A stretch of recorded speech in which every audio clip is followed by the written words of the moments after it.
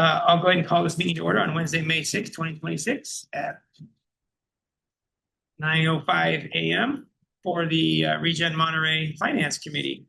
And Ida, if you can give us a roll call, please. Sure. Chair Delgado. Here. Vice Chair Shirley. Here. Director Blackwelder. We have a quorum. All right. Any public communications here in person? See no one online? Show none. Okay. Committee meeting night minutes from March 4th.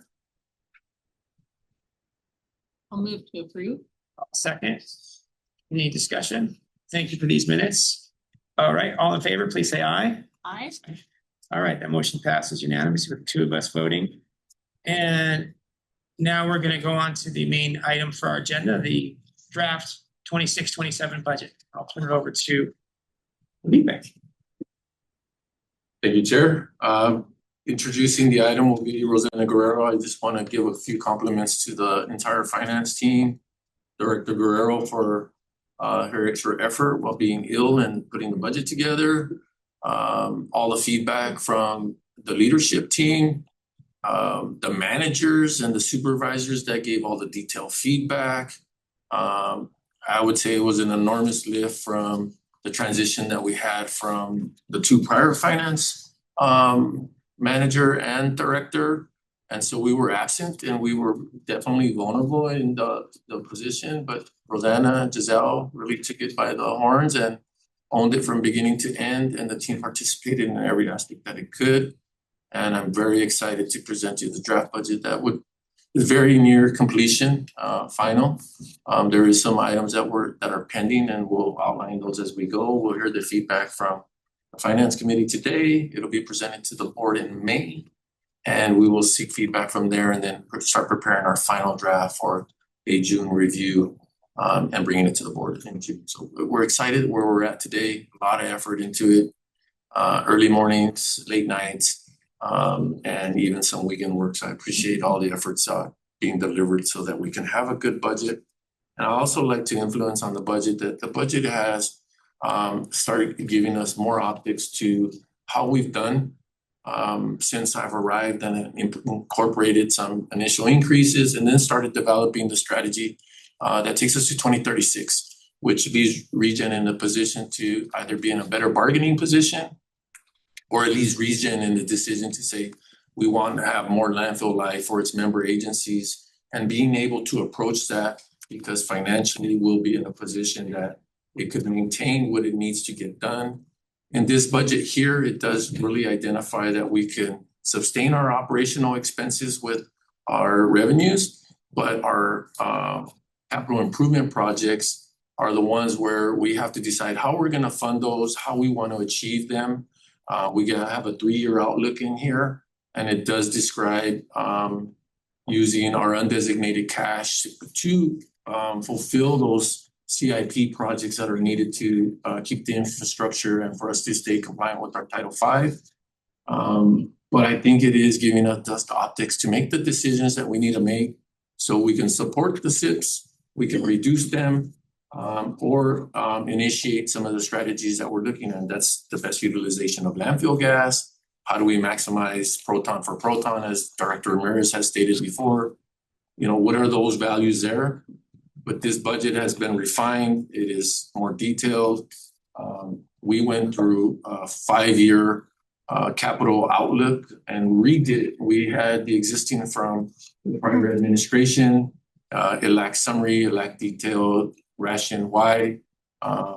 Director Ramirez and Director Guerrero and Manager Giselle really took all of what we had pending and categorized it by risk, by have to get done, mandatory, there's no options around it. And that's how we got with this current year's capital projection.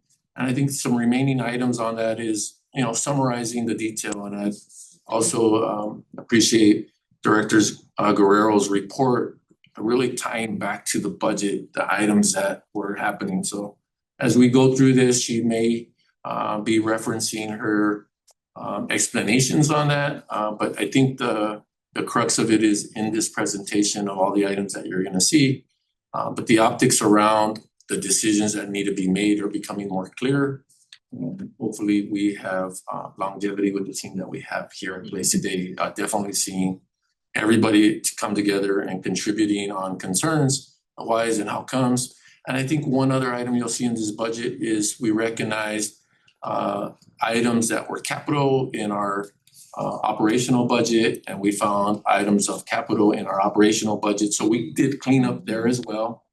So when you see some discrepancies, please allow Director Guerrero to either indicate one or the other if it even occurred in that line item. But for some of the more significant ones that stood out for me, for Director Ramirez, Director Schultz, we recognized that it was just really a shift where the dollars lied in either in the capital budget or within the expense budget, the operational budget for each department. Really good work from the team, and I look forward to the ongoing discussions today and then the ones that will come at the next board meeting. Thank you, team. Director Guerrero. So before we get started, I did want to call out just a few slight changes in the actual budget document, and then we can get into the presentation. Just some clarifications, and obviously this is a working document. You guys get the first rough draft, but it'll obviously be refined as we work more towards the board meeting. So on the first page, in that first bullet point, when we're talking about the revenues, I verbalized from within and outside of Monterey County, and that should actually say originating from outside Monterey County because we had a new MSW contract with Value Recycling that was able to be onboarded, and it was included in our revenue projections. So that's a correction there. Okay, I'm a little confused. I get to cross out the within and, so it's just originating from outside. Mm-hmm. Now the Valley Recycling, you lost me because I think somewhere else you talk about that Valley Recycling. Yeah, so it was just calling out, it's really outside of Monterey County. It's not necessarily within our regular tonnage. It's this new contract that I was referring to when we say increase in material volumes. The new contract being Valley Recycling, Yes. and they are outside Monterey County. I believe it's like with outside of our normal regions. Yeah, that we there would be cover. the regional volume that we did from. Be an additional regional. But Valley Recycling is outside of Monterey County. Yes. Is there somewhere else you talk about the Valley Recycling right here in this summary? Thought I saw. It's a summary memo, but as we break into revenues, Okay. yeah, on page 4, at the very bottom sentence. Director Guerrero, sorry for the interruption, but that's a working document. Yeah. When it gets closer, could we just send them the updates that we have so that he has it and he's not having to annotate all his edits, sir? Yeah. That's it. That was the note that I had read. Mm-hmm. I just didn't want to have duplication causing me confusion. So Valley Recycling is a minimum MSW contract, which That's where that verbiage of the increase in material volumes comes from. okay. Can we have a simple breakdown, that $2.7 million increase, 6.4%? Can we have a simple breakdown of how much of that's Valley and how much of that's other? Or is it all Valley? Most of it's probably, anyway, yeah, a breakdown. We can talk about it as we go through because our value it's approximately an additional 2 million in terms of revenue. For Valley? Yes. So it's 700,000 approximate in disposal fees? And 2 million in Valley? And 2 million in Valley. Okay, so that simple breakdown is kind of nice. Mm-hmm. I would have thought that disposal fees were gonna bring in more than 700,000, but approximately 700,000 disposal fee increase and approximately 2 million Valley increase. Yeah, I wouldn't try to tie exactly because we did have a risk assumption against our revenues to make sure that we weren't over projecting. Giselle and I really tried to make sure that we didn't have that same idea of the revenues possibly beyond what we really think they're going to be. So trying to tie down exact numbers, there is almost like a discount in terms of our projected revenue. So it's not exact apples to apples. But given your conservative approach, it's approximately 2 million from Valley Recycle and approximately 700,000 from increased disposal fees. It's probably less. So we can talk about, we'll table that one and we can maybe have like a side discussion about I do have some verbiage in regards to how we got to our revenues and our assumptions that were used, because we wanted to be very, very conservative, both with revenues and also with our expenditures when it comes to what we're seeing in the future, impact-wise globally. Expenditures in certain specific types of budget lines would be more than your average CPI 3% type of increase. Right, so So later, not a, I would like to talk about later this very conservative approach, which I totally agree with, on revenues and expenses. And then we have $2 million of the projected net income. It's like, okay, being very conservative, we end up with $2 million in the black. And so I'd like to talk about that sort of a policy, anyway, we'll talk about that later. yeah, that'd be helpful. Thank you. The only other correction that I wanted to call out is that capital outlay. On page 14, there was a mod for sump pump in the cost of $40,000. That was included twice. So that is being removed, and that will update that capital outlay dollar amount to 13.16 million. It's not material in terms of the overall budget, but I just wanted to make sure that you guys are aware of that. You probably saw it, but there's he wanted two sump pumps, right? I wanted to give him dream. two pumps, right? One backup, but now that we save 40 grand on pumps, we can put 40 grand on Lapis Road. Okay, so we'll go ahead and jump into the PowerPoint, and then you want to mark down all your questions, and then at the end we can circle back and start to do clarification, roundtable. So the major budget elements, just to be very clear, that when we're looking at increases and decreases, we're really comparing our budget for the new year over the fiscal year 26 budget. So the budgeted numbers are apples to apples, budgeted to budgeted. Our disposal fee revenue, the overall revenue is approximately 6.4% projection. Part of that is our 4.9% proposed increase in our tip fees, and then that additional MSW contract. Again, there's like a weighted average coming down on those revenues because we were trying to be conservative. MRF is showing a decrease in revenue from this current fiscal year's budgeted projected 9.7%. That's kind of the gist. There always has to be a contingency with MRF, right? Because we do have those higher processing fees. The commodities can fluctuate, especially with each of the stream types that they have. And then fuel, tariff, things like that of future impact does greatly impact MRF more than it does in our other areas. So then you're seeing that decrease there. And obviously we flatline tonnage for all. So we did not assume any increases in years prior. We always assumed approximately a 2% increase in our overall material volume, and we did not take that assumption this year. Power revenue, we do have about a 10% reduction. That's really that higher repair and maintenance. These are really important, expensive pieces of equipment that do have to be, cycled through. One's not running while the other two are. And General Manager Milker could probably expand on this, but we took a different approach of maintaining the equipment that we have, and that's intentional. So that lower runtime is intentional. We want to keep that. Yeah, and I'll add to it. Our philosophy before we went into the 3CE agreement was to run 4 engines over the fence, playing the day-ahead market or the real-time run market, which was a challenge for us. We were either generating too much or under-generating, had a lot of penalties in it. And we said, okay, let's figure this all out again. We went into a different philosophy that was in the agreement with 3CE, which is definitely favorable for us.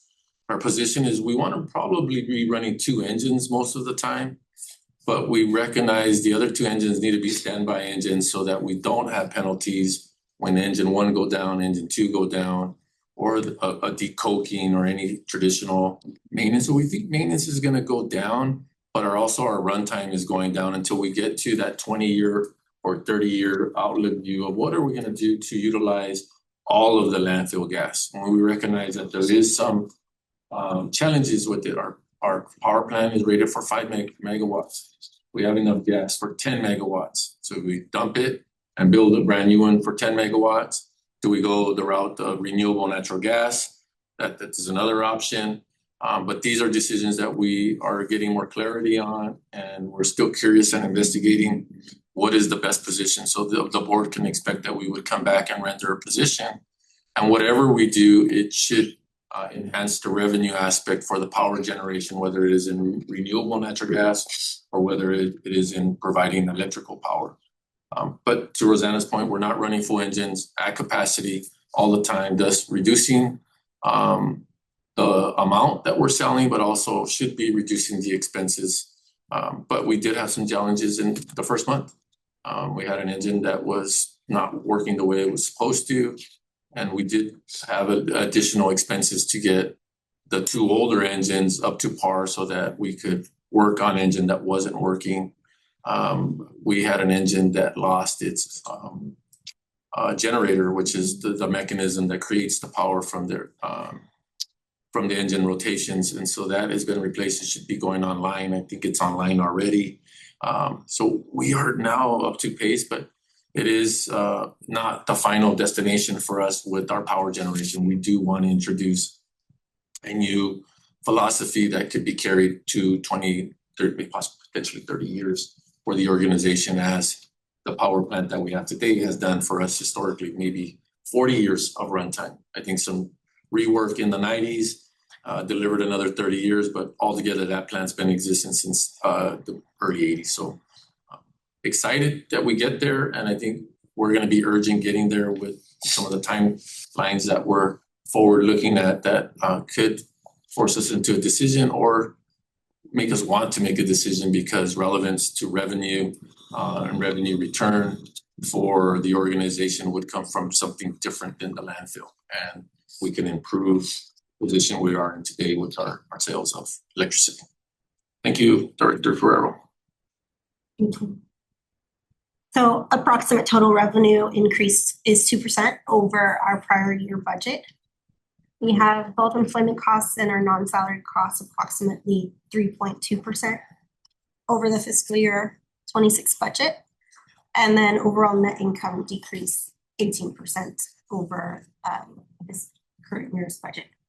And so that's really where you can see that net income decrease is where we were critically looking at our true expenditures, where we think that maybe there were either over or unders, but also taking into account that these expenditures this year might look different than it ever has before, because externally and whatever global markets of things that we're purchasing in terms of supplies, anything that has impact, right, on the costs and inflations could be a lot more than we anticipate or that we have seen in trends in years past.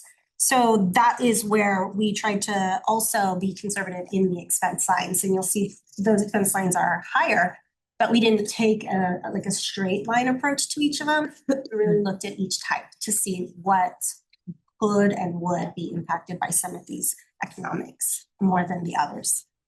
Can I ask you a question about net income decreasing 18%?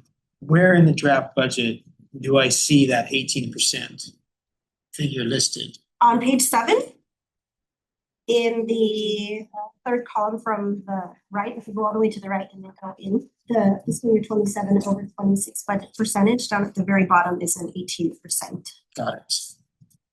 Thank you. Welcome. Next slide. So these are just some of the pending items that that we talked about. Is we are still in negotiations with the Allies unit, and we are hoping that we will get closer and hopefully be able to put that into either the draft or for sure when we present our final in June. The master planning study is projected to be this coming fiscal year, and that's really going to define what our capital improvement projects will turn out to be. So we've got the best guesstimate that we can do at this point. There could be some modifications as we move forward and as you and the board maybe direct us in a different way, but that master plan study is really going to make it clear for us in terms of where we go from here with some of those really expensive items that we have on the list. Both. David, can you expand a little bit of what you're expecting from master plan and some of the elements that we need to have in foresight because we're gonna have to deal with them at some point?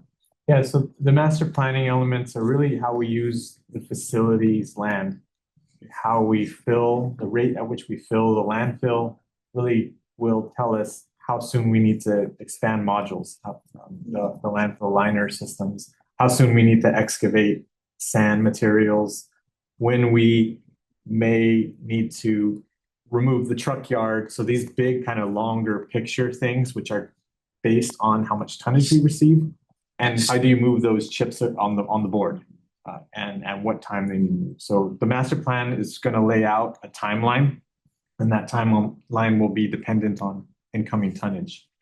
And once we have that timeline and how we want to move the chips and our kind of roadmap, we can then project out the expenses and capital improvement infrastructure in order to make sure we maintain service through a longer period of time.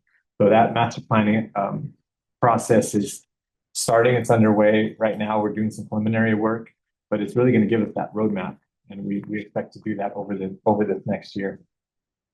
So, Go ahead. all right, so it's not, so we're in terms of costs, it's Yeah. just spending money for the study, where it's not creating CIP costs at this point for this next. It's both. Yeah, it's both. Okay. So what we're gonna do is you have this 3-year outlook, but we're gonna project this out to 10, 20 years.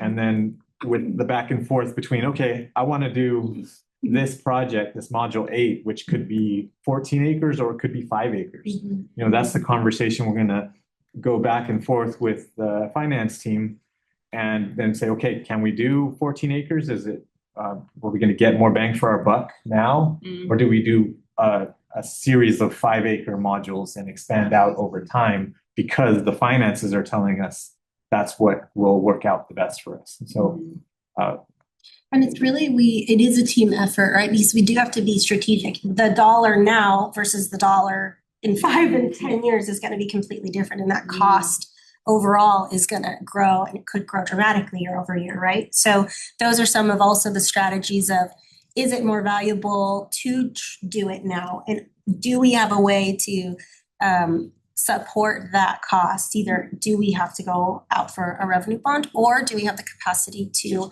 build in more income for a temporary period of time to be able to accomplish that? And at the end, the goal will end up saving so much more, right? So those are where it is very much that team approach to see, you know, obviously the numbers person always is like, but not me, because we really care at the end result, what we need, and then also what's the best bang for the buck, even though it might be a higher cost now, or it might be more cost now than what we would anticipate. Anything else? You mentioned the truck yard fate is going to be determined.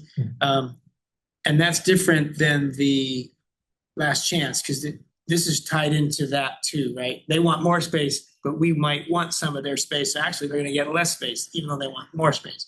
So that's another outcome of the planning study, is what's going to happen with the last chance acreage. yes, we have a opportunity to make a pivot, like Felipe said, with landfill gas. And so we're reserving the area over at Last Chance in case there's a project that needs 5 acres of land. And so when we have the discussions with Last Chance about how much facility we can lease to them, we want to make sure everyone's fully aware we may have a project that goes there. In this master plan and the LFG utilization study is going to answer that for us. Okay, so the LFG utilization study is part of the master planning study? They're very related. They're very related. The landfill gas study is an element of the master plan, but it's very specific. It's a chapter. It's a chapter, yes. The master plan is thinking more land use, landfill filling, and how that can impact the finances and the land and timing of when we need that infrastructure to be built. So it's there's many chapters in the master plan. There's and- layers, yeah. Yeah, and that is one element of that, but you will hear about the landfill gas utilization study. Likely independent of when you hear about the master planning study. Okay, so when this was written, this PowerPoint, the master planning study was really focused on landfill. Landfill. On that. Now we've started expanding our discussion about a landfill gas utilization study. It's a master plan in itself. But It's a broad, yeah, the master planning study is broad, but yes, like you mentioned, it's a chapter in the master plan. Yeah, and that one is really more focused on harnessing the revenue in the best way possible, right? Because if we're burning off so much that could be streamlined and used for good and could produce more opportunities for revenue for us as well, we do have to consider that, right? That's one of those strategic pivots of, no, we do need to build out this module because maybe it's not us that's going to be impacted, but it's the next, going forward. And can we harness this new revenue stream? Should we pursue a different type of revenue stream with our landfill gas? And that could support what we feel like we really need to accomplish sooner rather than later. So they're hand in hand because it all needs to be thought about and considered and critically pressure test.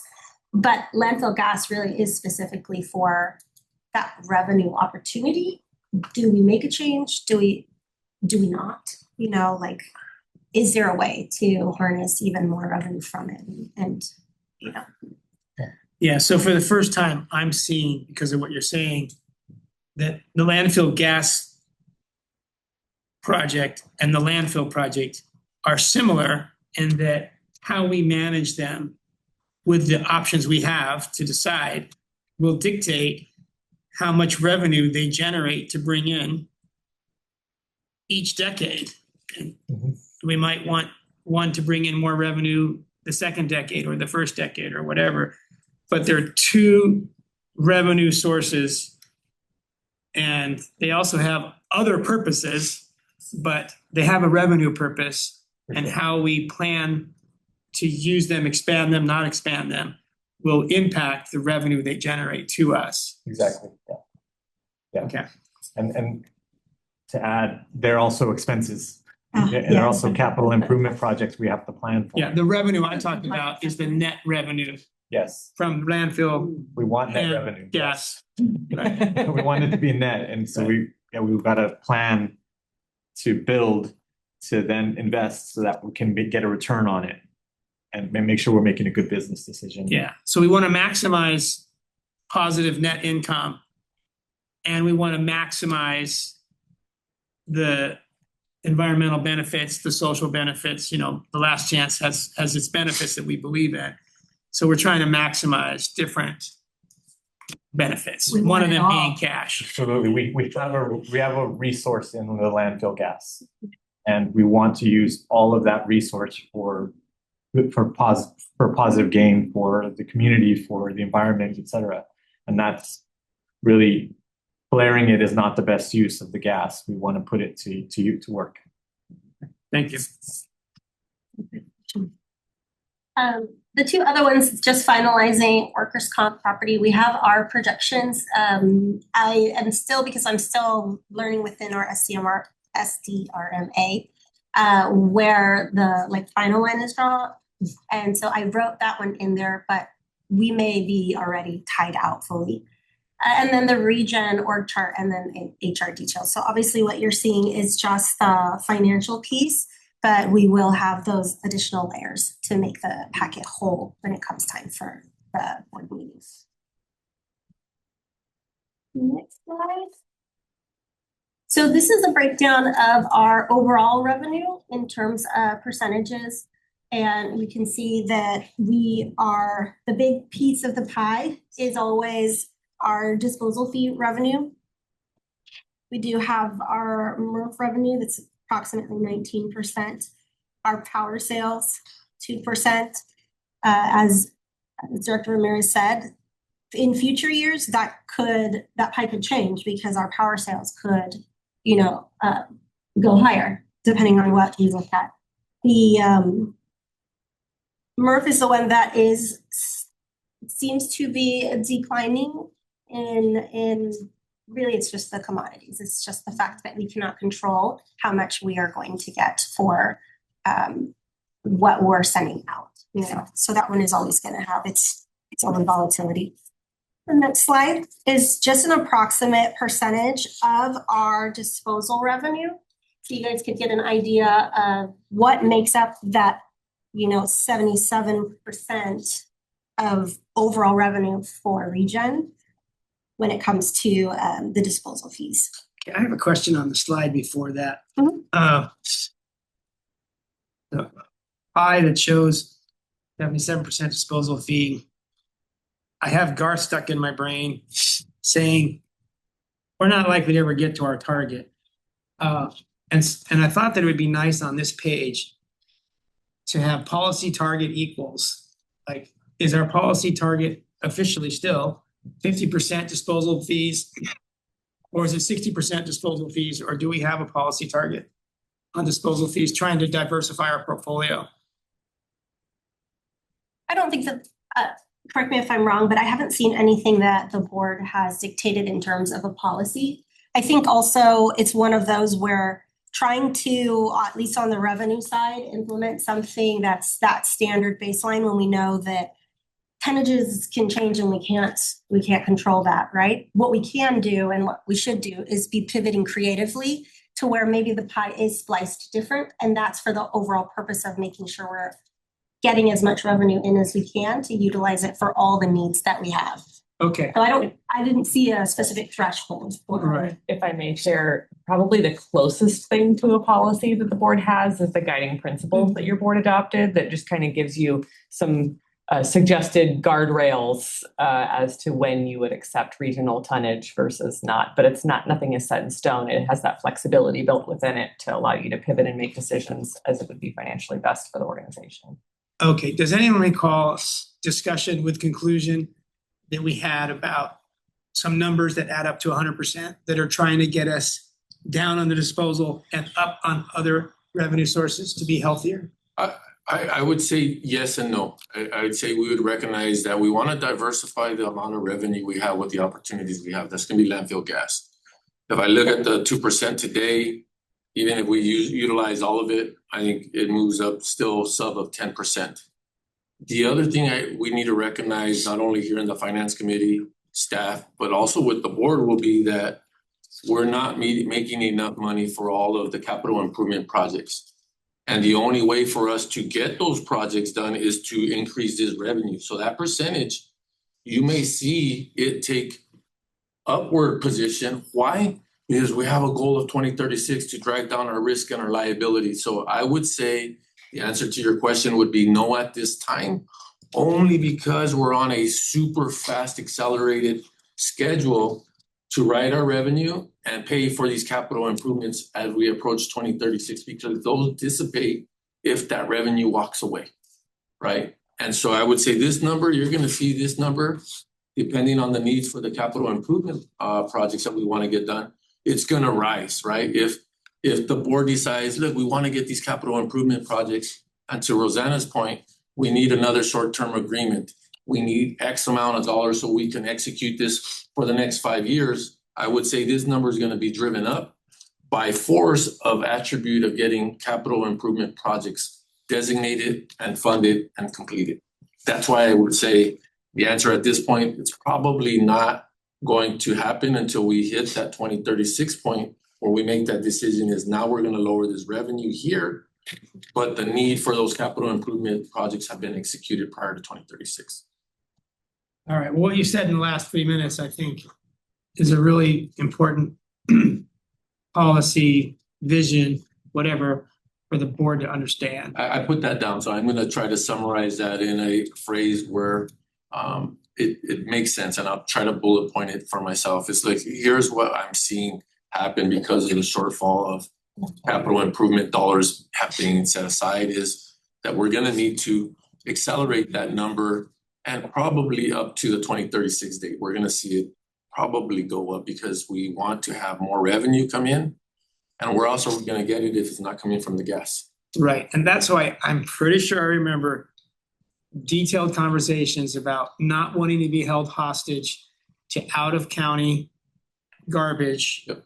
by decreasing this large piece of the pie and finding other revenue streams that would make this less necessary. Well, it wasn't finding other revenue streams, it was increasing the gate rate, right?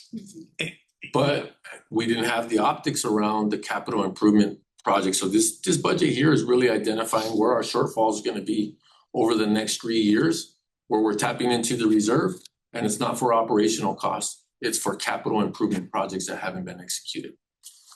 And the bulk of the cost of those capital improvement projects is to get us in line with 2036. It is, and also keeping the infrastructure for the landfill still continuous, right? That it's not getting to a point where I don't have the next fill plan and I don't have the next module and we're scrambling to achieve. So this time period to 2036 is get as many as these we can get done and also drive down that capital and liability risk that we have that are pending. Dr. Ramirez? Yeah, well, what I think you may be thinking of is us trying to pay for our operating costs using ReGen dollars, right? So using revenue that we've generated from ReGen sources, both franchise, it includes power sales, it would include MRF commodity sales, et cetera, and it's trying to make, that was the goal, was so that we can pay for our own operations internally. Reducing out-of-county need. And therefore and then start chipping away at that out-of-county need so that our internal ReGen is self-sufficient and can handle its own operations. I think that may be where That's where it. you heard it. Yeah, that's it. And And that was like we wanted the out-of-county to be somewhere between 50 and 65% or something like that. Do you Yeah. remember those numbers? Yes, so I would say it wouldn't be a reduction in the blue part of the pie. That's the next slide. Yeah, it would be Uh-huh. the next slide. So now the next slide is looking at just the section of the blue pie. It'd be reducing the regional green waste and regional other, making those parts of the pie us less reliant on them. Because if you go back one slide, either the three slices get bigger, the other three slices get bigger, or the ReGen portion of revenue get bigger. The region portion Of the second of the slide. 77%. Yeah, of the next slide. Either this side or this side gets bigger, smaller. And so the target was ReGen being self-sufficient Mhm. and being able to pay for its own operations. But in the period between now and 2036, to kind of what Felipe is saying, we want to get these other revenues so that we can start paying for these projects that we need to accomplish. Okay, And so that's where we want to solve that revenue need and that capital improvement project need in the time that we have before 2036, when we are going to be in a negotiating position for that outside contract. okay. So is Felipe advising us that this 18.8% regional green waste and regional other, let's just call those two regionals in the next slide. Those two regionals, are we being advised that for several years now, they're probably going to go up? Yes, Okay, yes, that's another important yes. point for the whole board, I think. And obviously they are contracted, right? And contracts end, but we would want to bolster them for a certain amount of time. But it would be, to David's point, to cover all of these really big ticket items, to pay down unfunded liabilities, to really set us ahead to where then You could let them go. your Yeah. 2036 comes and now we're aligned to where we're self-sustaining with our regular costs and we don't have all these other big ticket items that we haven't been able to fund with our baseline ReGen resources. Okay, so that pie, the value of that pie is going to increase in the millions. And the two pieces of the pie that are regional are going to increase in their percentage of the pie. Yes. Temporarily. Temporarily. I mean, the way I see it is that our disposal fee, like that bringing in waste, that's the one thing we have a lot of control over, right? We don't have a lot of control over the MRF power sales. We have to plan for that and build that out. The only thing that we have to bring in money, right, is adjusting that piece of that pie. And I can see that getting larger. And I would love it if we could get to a place, it sounds like with your master plan, getting to a place where we say like, okay, here's our master plan. We know we need this amount for capital improvement. Maybe we go out and we seek a contract that's going to support that need for this certain period of time. So I love that it's very thoughtful and directed, that it's not just passive, that we're being, really we're planning out in the areas that we know we can make a difference. And I think the power sales, that will also adjust over time as we build that out as well. Now, I thought it was interesting that Felipe said it's possible we get the power sales up to 10%. Right now it shows 2%. That's 5 times. So that's instead of 1.3 million, that's 5 more million. So it'll be 6.3 million approximately. And how we get there, we have to invest a lot of money, and the profit. We got to plan. We got to make sure we're planning. We're curious. We're investigating. Now it's the plan piece. And then also seeking in the plan is what the result we're expecting to happen is going to be the major driver. Any far off toss number of how many years away we are from, execution of that? It could be as long as 3 years to get a project, or as short as 6 months, depending on what we decide. It's something that we can start building slowly, or we can do all at once. It really is a big business decision for ReGen in both how we finance it, internal dollars, whether we go with a developer or some other kind of procurement model to get it built.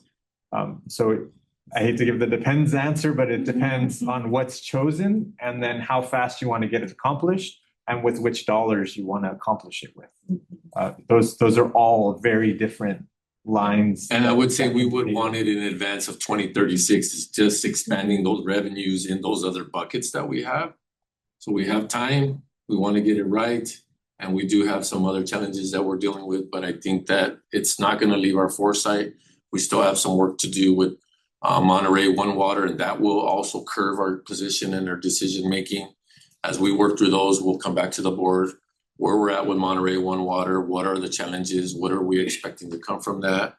Also recognizing the regional volume, Mayor, is that you have the green waste, and you can put a 2036 in that blue square. You go to that regional other, so you got waste connections there. That thing expires in 2030. You got Valley Recycling, expires in 2031. You got Watsonville, we're already seeing the trend downward in their volume. So that number there is changing. It'll change by way of contract expiration. And this is why that forward sight projection of 15 years is very important for us, because this is where you say, well, let's shoot for eliminating the bond debt, shoot the AU down, and still build the infrastructure that we need, so that as we approach 2036, we've lightened the load of everything that we've got going on. But we got to recognize that those will instantaneously change for us on contract expiration date. So the position of it growing, at the same point, we can recognize in future years, it's because attrition of the contract expiring, our position on CIP and this independency role of our revenue for governing only the member agencies are within striking distance, yet we're still 10 years away from 2036. So we still got time for ample opportunity, and the clarity around what we're seeing within our budgets are helping identify our position. I think that's the opportunity that lies in front of us. This is better view, and I would anticipate as we get encroaching on 2036, those optics become more clear of what needs to happen. But this is where I'm seeing this regional volume.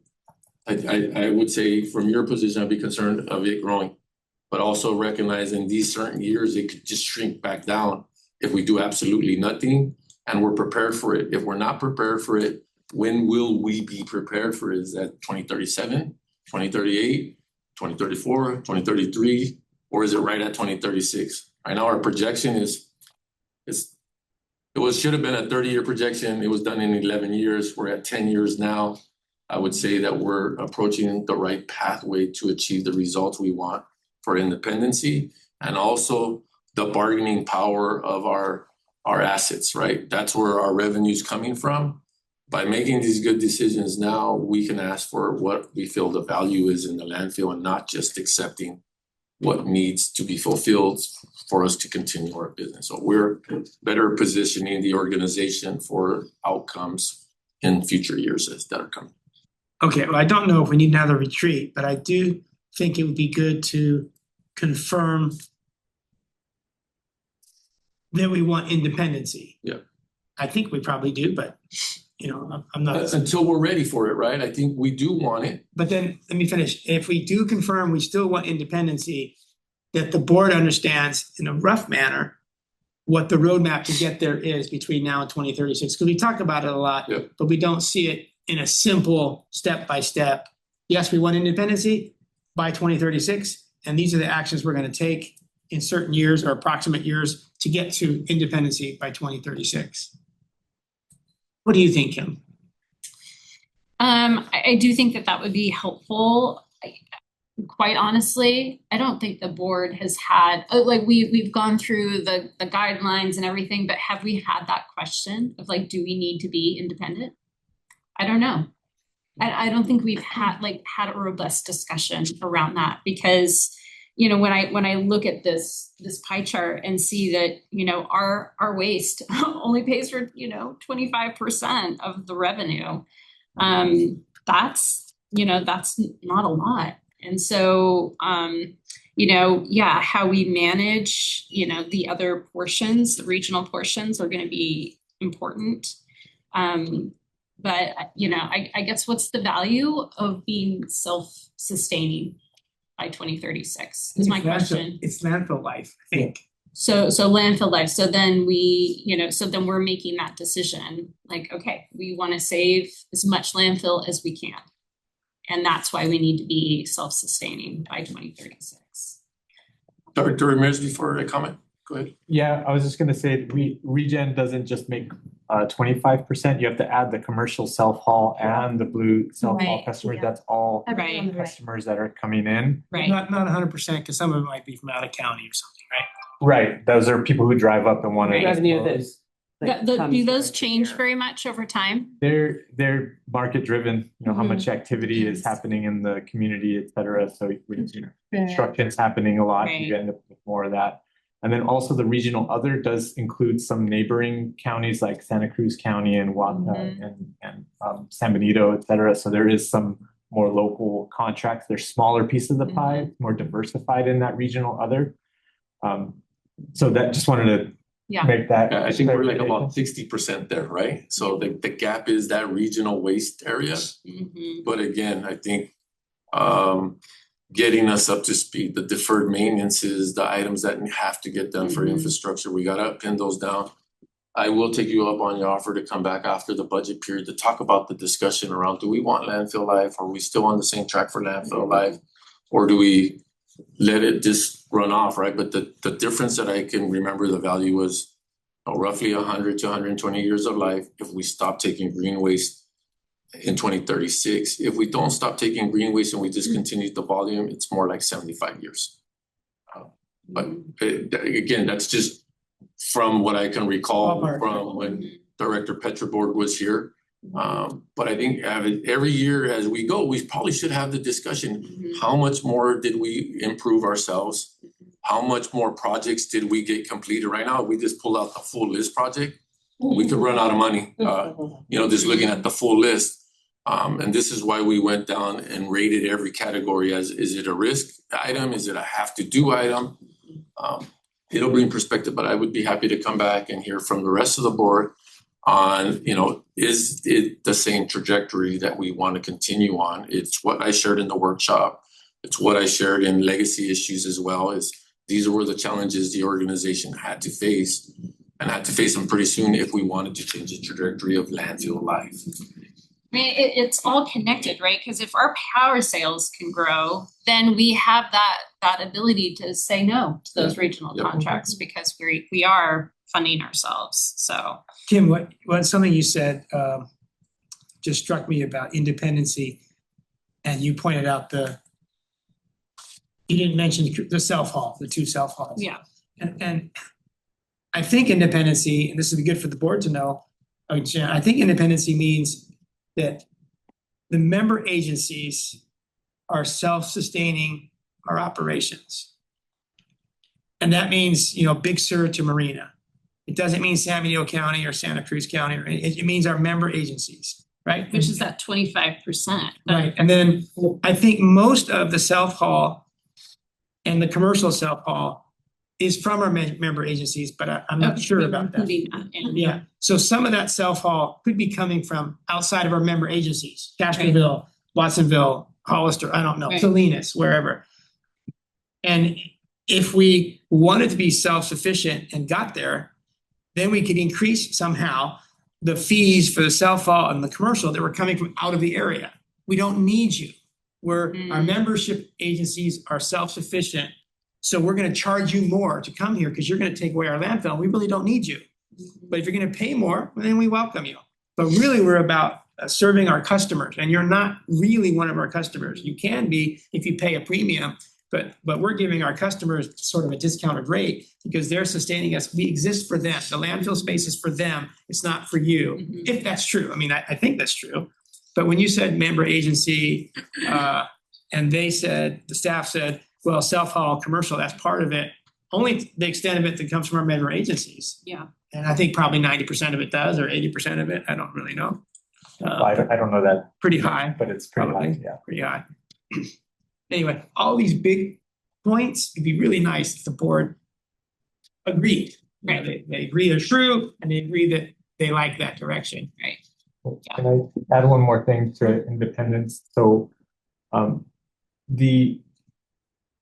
there's that question about independence, but then there's also putting us in a good negotiating position for like the green waste contract. And so if we were to stop everything now, a green waste is getting about 50% discount on the gate rate. More than 50. Yeah, so it's also puts us in a stronger position also, which may be independent of independence, right?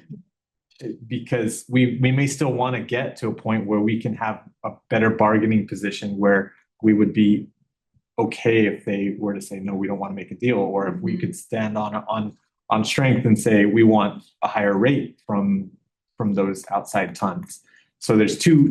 I just want to point out the two elements, that it's not just getting independence, it's also enabling us to negotiate better pricing that's a really on good the point. value we get per ton. It's a great point now. It also will show that we can take lesser volume at a greater cost, using less landfill space, achieving our goals still. So I think Director Ramirez really hits it on there, is we can take half the volume if the price was doubled from their discounted rate today and still achieve the same amount of revenue. All great points, all great points. Thank you, Roseanne, for being patient. It's good for learning 3 months old over here too. So It's a good conversation, All you good know? conversation. Putting out some copies of the guiding principles, which touches on some of those tiers that the board has set as guidelines around landfill space and how much would be reserved for in-district customers versus out-of-district customers. It also has a rate policy section that says that we will aspire to have at least 80% of operating costs net of other revenue sources funded by member agencies. Can you say that again, that 80%? ReGen will aspire to have at least 80% of operating costs, net other revenue sources funded by member agency tip fees, with non-member waste revenue funding the remainder. Okay, that's the number. 80%. And it's a goal. Garth said, there's no way we're gonna get there. In other words, he said that's a pipe dream, but it's something to aspire to. But that was the number that I was trying to find. And now we have, not cars. We got a different boost. So is it We have a possible, different Giselle? Is 80% possible? I I think also Everything's possible. there's pieces to it where obviously on our side, right, we're gonna be doing our due diligence to right size in terms of our operating costs. Right, so looking internally and are there areas where we are up or down and making sure that we're aligning. This year was our really quick, as much as we could stab, and then every year thereafter is gonna get more and more refined. We're gonna get better and better at it to where we're tying out a lot closer to actuals and being able to forecast the trends, even the volatilities within each month when it comes to expenses and revenues. So that way we could really call out, oh, this was a weird month, but look, this is what is happening. So that does take time to learn and to be able to research and see, you know, what's happening. But that's our goal also internally. That's the responsibility and the accountability that we are striving for in the coming year. Thank you. The higher slide is just the breakdown of the personnel expenses, and a good question was brought up in regards to Social Security. So it's a slide right before this. So you'll notice in the verbiage of the budget lines when it comes to personnel costs, we always see like Medi/Social Security. We see it as FICA if you go everywhere else. That specifically in the slide, you can see I call it out, it's those board stipends. So anytime you are PERS agency, and if you have not elected that Section 218 agreement, then you don't contribute to Social Security. But the board stipends do, because that is not a covered CalPERS like acceptable payment. So that's why you're seeing that Social Security outlined there. It could be confusing, but just for clarification, that's why we called you guys out board. Okay, so the board cost through stipend is part of the 15%. Of the it's part of it, it's a very it's like 0.0000. But it has to be verbalized because we do contribute for that. Just specifically, we have to charge against those stipends. So that's the only reason why Social Security is listed there.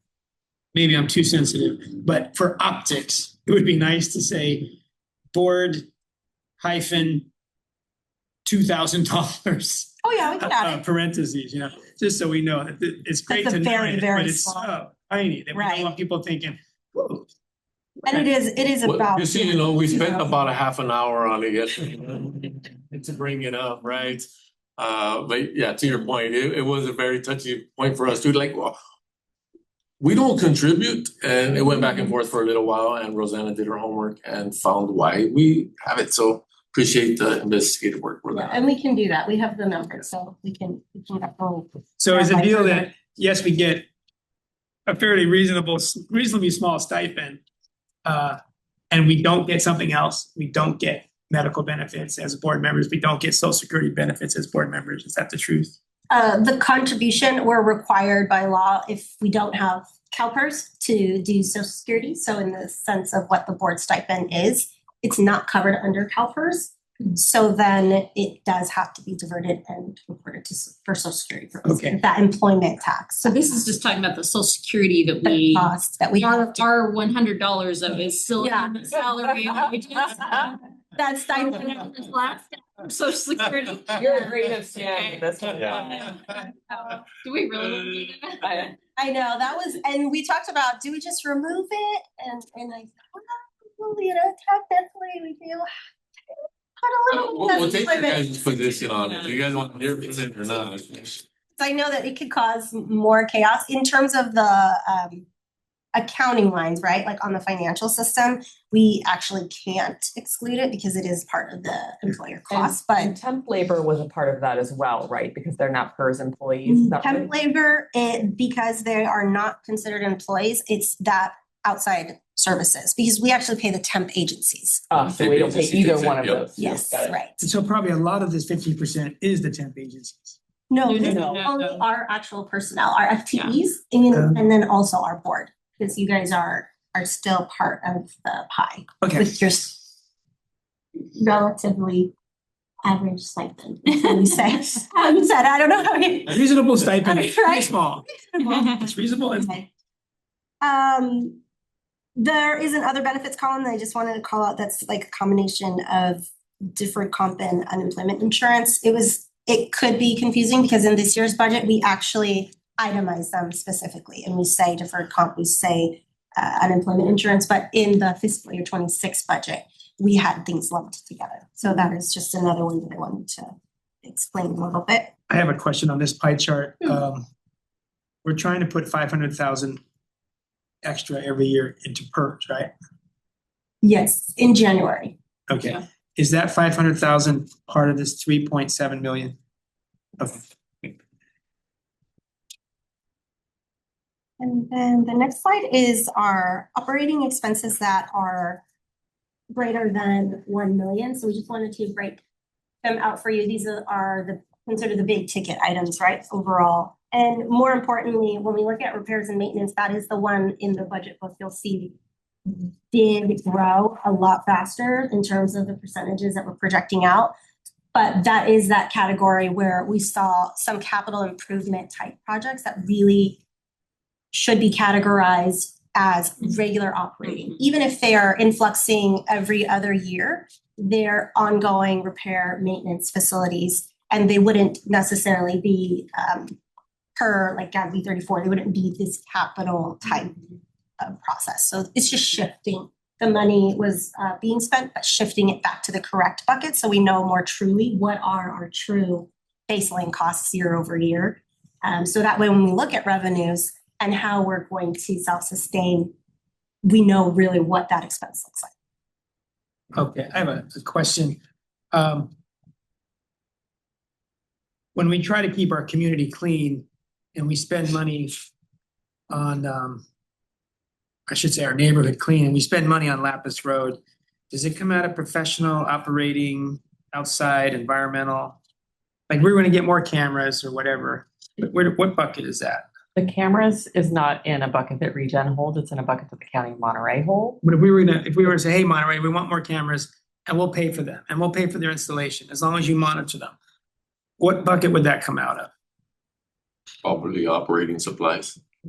Operating supplies? Okay. Yeah, you would have to look at it because if it truly is our operating, or is it a outside that we are doing for the greater good, but it's not necessarily we have to do it as part of our operating costs. That's where we really have to, and we're refining where expenditures have been living, so that way we can do that more. And what lives in it today was probably gonna be in our employment costs. Yeah. It's the people going out there that are reviewing what needs to be picked up and then the actual pickup. Pictures. And then some of it in the disposal component, right? We track the amount that is crossing the scale and going into the landfill from the cleanup. So I would say disposal component and employment hours, right?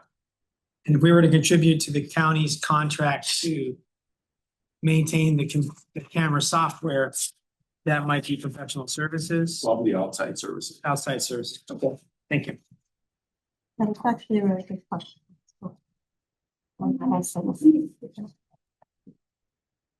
If we own them, so if we are owning the cameras and if they're at least that 20,000 each, then we consider that capital equipment.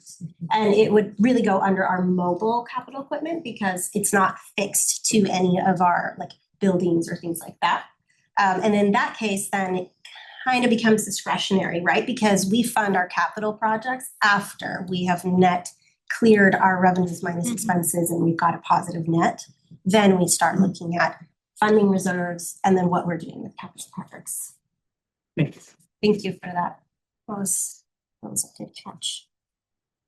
So then this is the capital spend. Sorry that it is so small, but we just wanted to give you that snapshot of really everything, both historically things that have been in there. We did try to do a lot of cleanup of where did these historical line items come from and are they still part of the plans that we foresee for the future? Mobile equipment is on the left. Oftentimes it's going to be our bigger equipment items, right? A lot of times with wheels, but in this coming fiscal year, we do have to purchase a new technology server. It's over 7 years old and everybody knows that tech ends up doubling or tripling in their ability and capacity, like within year over year, we can see really huge. So it was time to get that one replaced. And that specific server houses our two smaller servers as well. So it's the main hub. And then we have it housing our scales and also our accounting financial system data as well. So it is really crucial that that one is, you know, replaced and on that cycle of replacement. So that's why you're seeing that one there.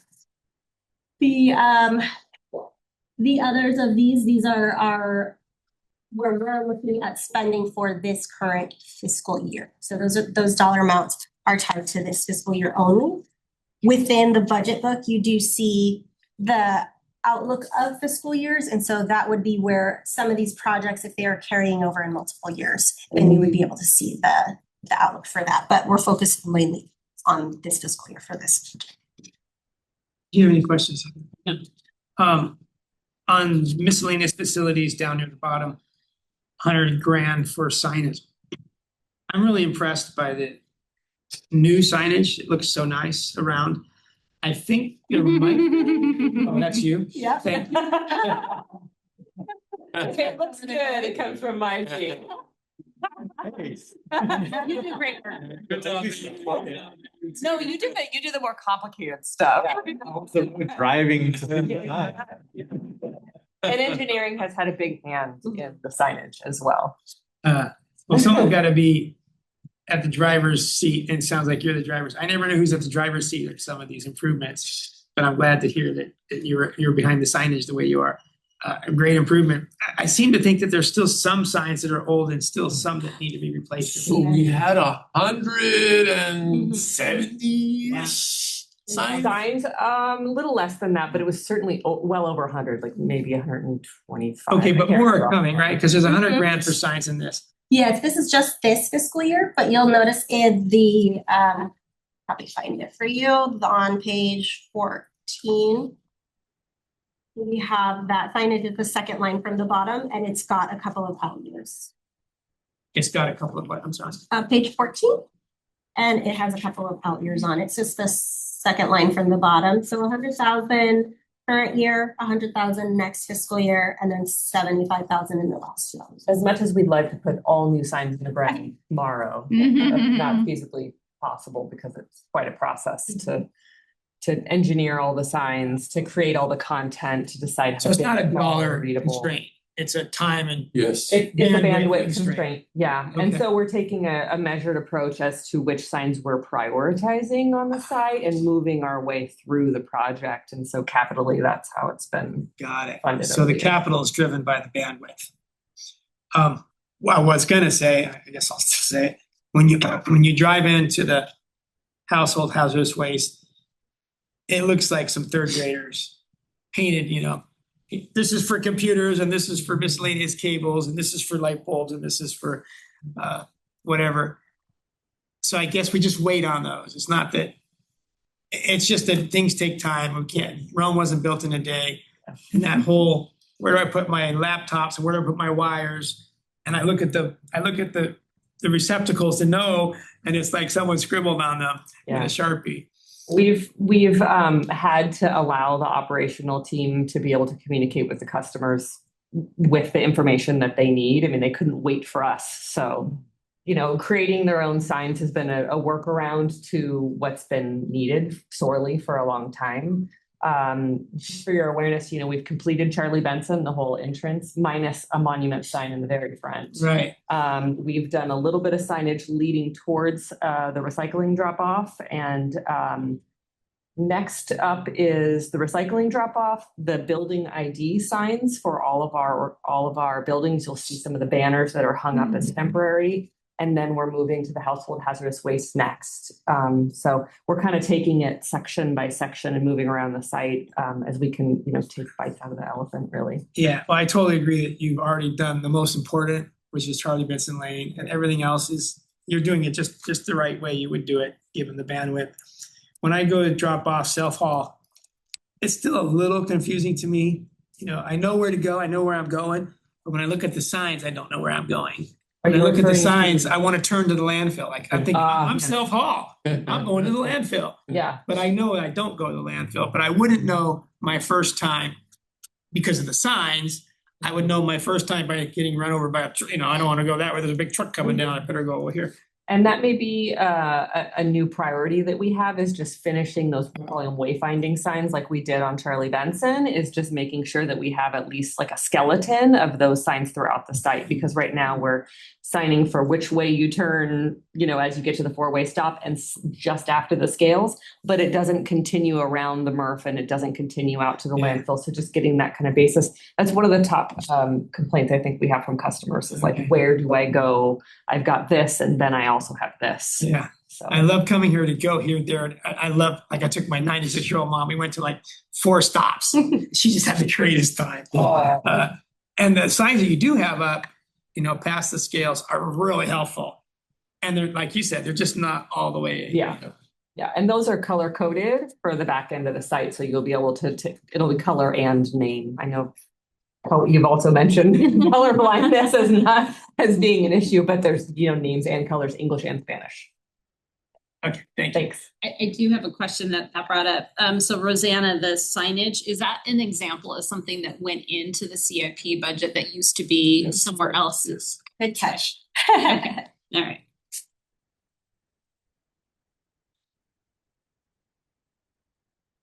So then we get into our cash. Cash is on the left, our debt schedule is on the right. Debt schedule doesn't change, it was part of our revenue bonds, and so those are projected out multi-decades, as they correspond with the bond itself. When we look at the cash, this is really where we want to call out. We highlighted it in green, that net income, because we're projecting positive net income, and we actually project positive net income in all of our outlook years. It's just as we make our way down in terms of contributions to revenue or reserves, and also our projects as a whole, those capital outlay projects, that's where we start to see the need, right? So if we're looking at that portion, that beginning cash, then we're adding the change in operations. We're subtracting the capital outlay projects that we're assuming. That 13 million is both mobile and the capital improvement projects, so the two of those combined. Bond and debt reduction, as well as the interest paid, subtracting those out. And then this line at the very bottom, I just wanted to, it could be confusing for everyone, but essentially that increase is that contribution to our reserves. So it has to be a negative here in that area because we are taking from our unrestricted cash and shifting it over to our reserve. Which line are you referring to now? That is the very last line within cash from financing activities. There's one called increased designated restricted reserves. So that's the overall contribution that I would be suggesting for this coming fiscal year in terms of contributing to reserves. That's all 5 of our reserves. When we move further down, you'll see the designations / restricted. So these are our reserve buckets, that cash operating reserve, 20% of those expense minus those non-cash adjustments, and non-cash being depreciation, closure, post-closure, any timing differences of working capital changes for like accounts payables, receivables, that sort of deal. We also have the capital reserve, which is the combination of both the mobile equipment and the capital improvement. So that number that you're seeing would be if we did contribute to the reserve this year at the rates that I am suggesting, that's what the balance would be. We have our unrestricted, undesignated cash, like after all of that is said and done, and then our closure, post-closure, and our environmental. So those are the breakdowns of the reserves. And you'll see there that that ending cash matches that total cash. So they are, it's meant to give you the picture of cash in general in the top half, and then where is that cash actually living when it comes to the bucket of money, right? It's living in reserves, and then the rest is that unrestricted that we still have as discretionary. Yeah, I feel neglectful saying this, but in your narrative in the budget, You mentioned the last time the district contributed to the reserve was in 2022. Like, it was always my assumption that we were paying, like, keeping up with our reserve policy. Like, that was never clear to me. Which sentence are you referring to? I'm on page 19 of the budget, of the draft budget. There's in the second paragraph, you talk about to close the funding gap from prior fiscal years for capital equipment reserve. The district has budgeted $891,000 in contributions, in addition to the policy defined methodology. Anyways, that next sentence talks about that the last time the district actually contributed to the reserve. And again, it was my impression that we were every year.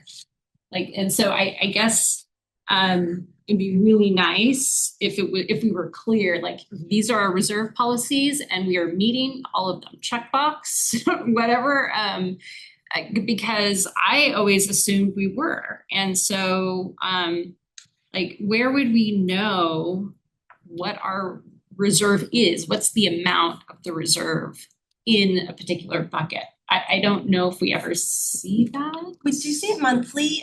When we do our monthly report, we have that breakdown. We're looking at our cash and the reserves are called out. And it is always the intention to contribute. So real more specifically it's the capital reserves, right? Because we always make sure that closure post-closure is tied out. We are always making sure that we're reserving that 20% of operating costs.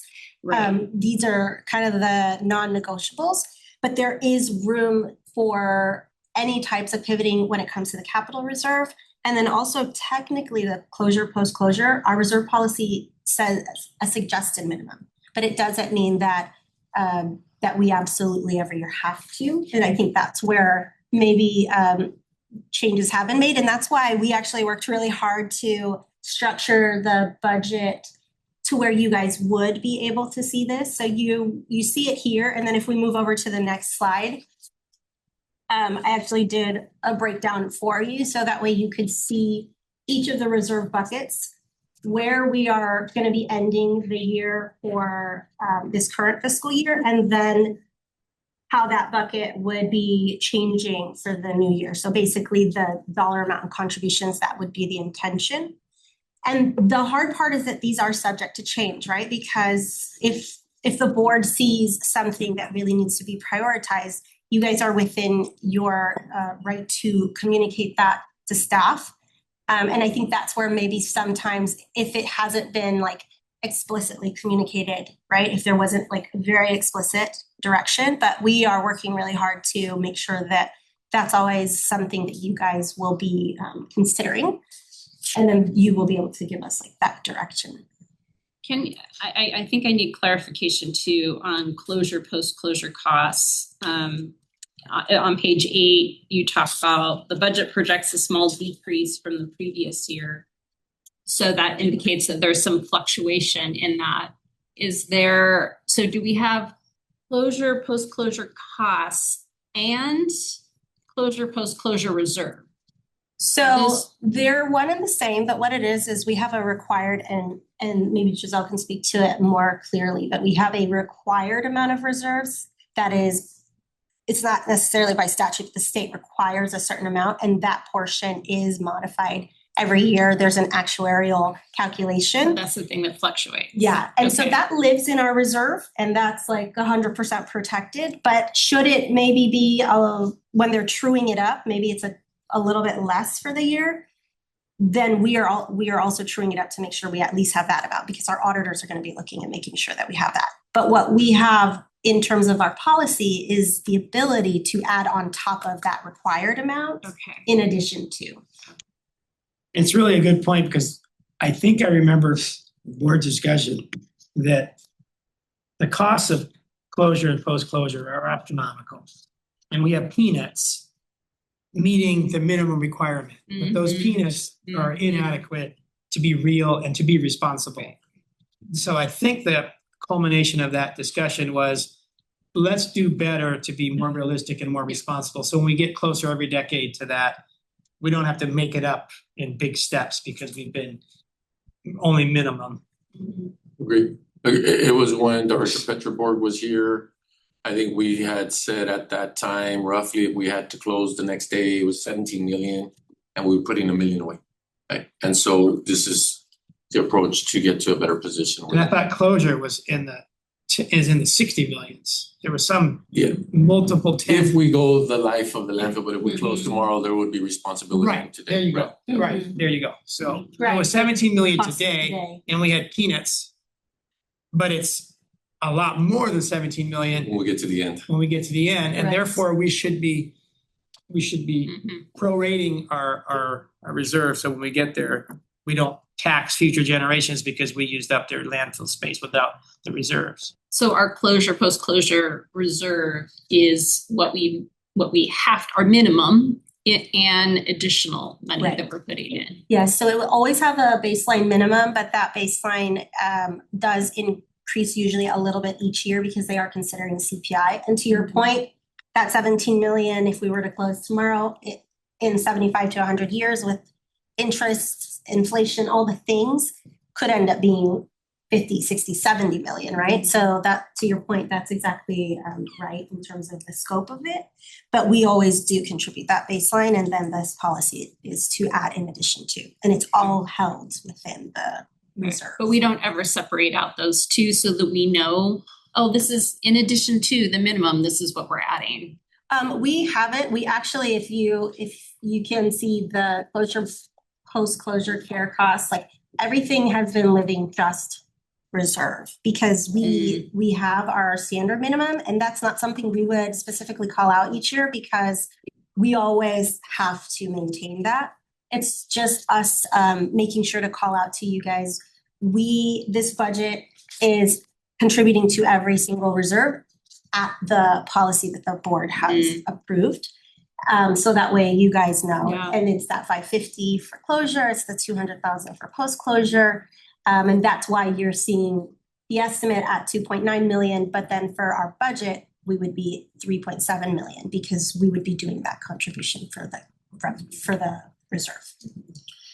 Okay, closure, post-closure, the 550,000 for the closure and the 200,000 for the post-closure. Mhm. Is that the minimum, or is that the minimum plus the addition we're trying to be responsible? This would be specifically the contribution. So we always hold the minimum based off of the state standards, and this 550 for closure and 200 post-closure is the additional every year, the annual addition. Okay, so the 100% of 550K and 100% of 200K is discretionary. Yes. And we're being responsible by putting that in, but that's above the minimum. The minimum is somewhere else we're already covering. Yeah, the minimum will always remain. It's kind of one of those non-negotiables. We always have to have it there. But the suggestion within our reserve policy has been suggested a minimum 550 for the phase A closure. We call it phase A, and then 200,000 for Right. post. And those two suggested minimums are discretionary, just to be responsible. Yes, but I mean, yeah, it's encouraged, but it is discretionary, Right. right? Yeah, that's great. That's So right. that's similar to our 500K to CalPERS. Right. It's above the minimum. It's trying to be responsible and save us money in the long run. Yes. So along those lines, I forget if we have a vehicle reserve. Yes, we do. It's the capital mobile equipment. Okay, so when we buy a new piece of equipment or a car, a vehicle, we start putting X% aside every year. So when its replacement age is 10 years or 15 years, we've got it ready to go. We did in 2022. That was kind of the establishment of the reserve, is projecting out 2 years of what that contribution would look like, both for the capital projects at the time, because that was a 10%. So the structure mechanism is capital equipment. Anything that would cost 100,000 or more to replace is considered a qualified equipment, and therefore we would do a calculation of full life, full replacement, and then we would be pre-funding the replacement. Obviously, like if you know something goes down and it's has to be replaced earlier, but at least we would have a smoothing mechanism for the cost of those. But it is very specific. It's that 100,000 or more. Whereas our capital improvement reserve is specific to projects that are estimated to be $1 million or more. And then a 10% contribution to whatever we would be paying that year for the project. So if our project overall over a 3-year is, let's do 2 years, it's easier math for me at least.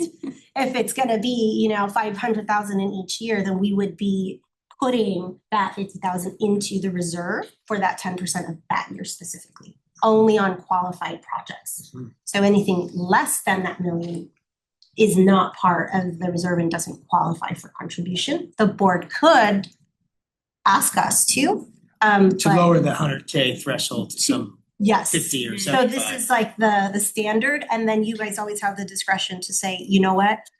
It's been a pretty bad year. We had 2 dozers that went out on us and we didn't anticipate it, so we're not going to make a contribution to the reserve in the coming fiscal year. I was things of thinking the that other nature. direction. The other Yeah, direction would- yeah, I'm with you. Let's do the other direction. Okay. And so actually to Joe Shirley's point, that's where this verbiage is that she's talking about, is this funding gap specifically to capital equipment reserve and capital infrastructure is our proactive instead of reactive approach of trying to close the gap of where we had not been contributing.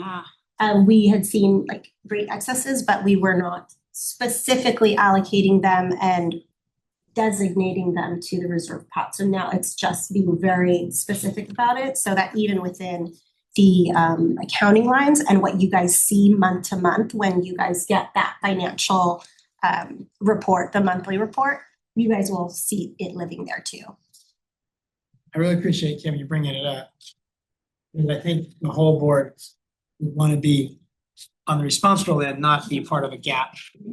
And if we have to be part of a gap due to circumstances, to be notified. Yes, This year, we're Yeah. not gonna do what we would like to do. yes. We're making a recommend, staff is recommending we Right. could use that to fulfill our budget plan, it could fulfill the SIP. Yeah. And I think Rosanna's optics around it is bringing the value, like when do we do that?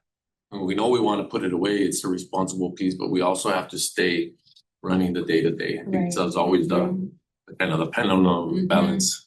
Right, so this is a good place to talk about our positive net income of 2 million after being conservative on revenue and conservative on expenses. We shouldn't have those situations where, given that conservative approach, we're not putting money into our reserves because we don't quite have enough this year.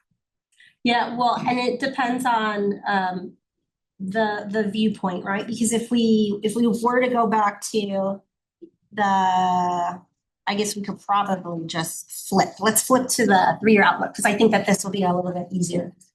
The priority and the order of contribution, right, is we have to have that net positive, and then that is the basis of what we can contribute to the reserve. So if we don't have a net, we can't contribute to the reserve. What page are you on? Oh, I'm sorry, page 11 of the PowerPoint. And so when we look at 3-year outlook. Yeah, I'm not There you finding go. it. Right, Okay, on the left side. it looks different than your page, that's why. It's got my notes on it, no cheating.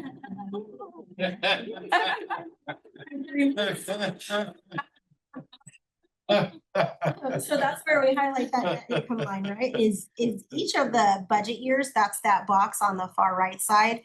We have a positive net income. So we're projecting, even though revenues rising, expenditures also rising, and this is with a flat line assumption of. Which line are you looking at? I'm so sorry, I just wanna stay up with you.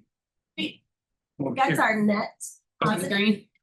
Yeah, so when we look at that self-sustaining portion, it's like we would love for that revenue stream to be that a majority of it is within the areas that wouldn't change, right? Because contracts can be volatile, they can have end dates, can be renegotiated. We got a really strong negotiator, so maybe he can get us for the long haul, and then it becomes it's not something like on our number side we would consider a risk, because we are basing out years budget off of the culmination of all the revenue streams. And if some of those are volatile, MRF or contracts can end, that is that piece about the mechanism of our fee increases because we do not want to be subject to one specific contract holding a big portion of our overall revenue.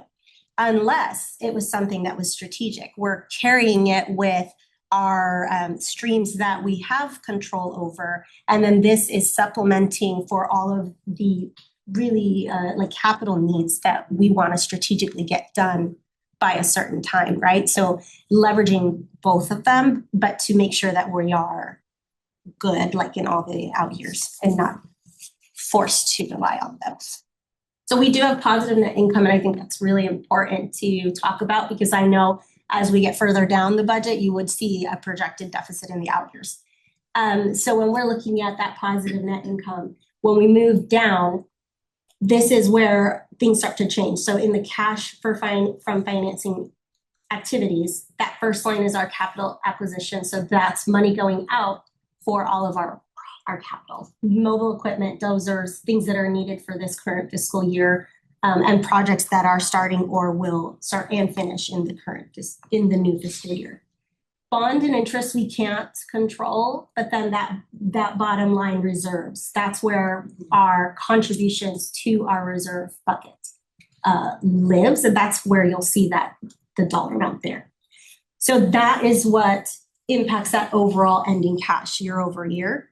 And we structure the contributions of the reserve that I show you on the right-hand side. They're written in that order for a reason, because based off our reserve policy, there is an order of which any excess would be applied.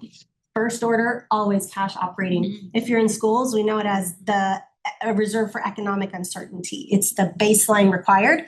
But as we know, it's not enough sometimes to even, make payroll if it were to be that case. For us, we have a 20%, and that lines up with the Department of Finance. They always suggest at least 17%.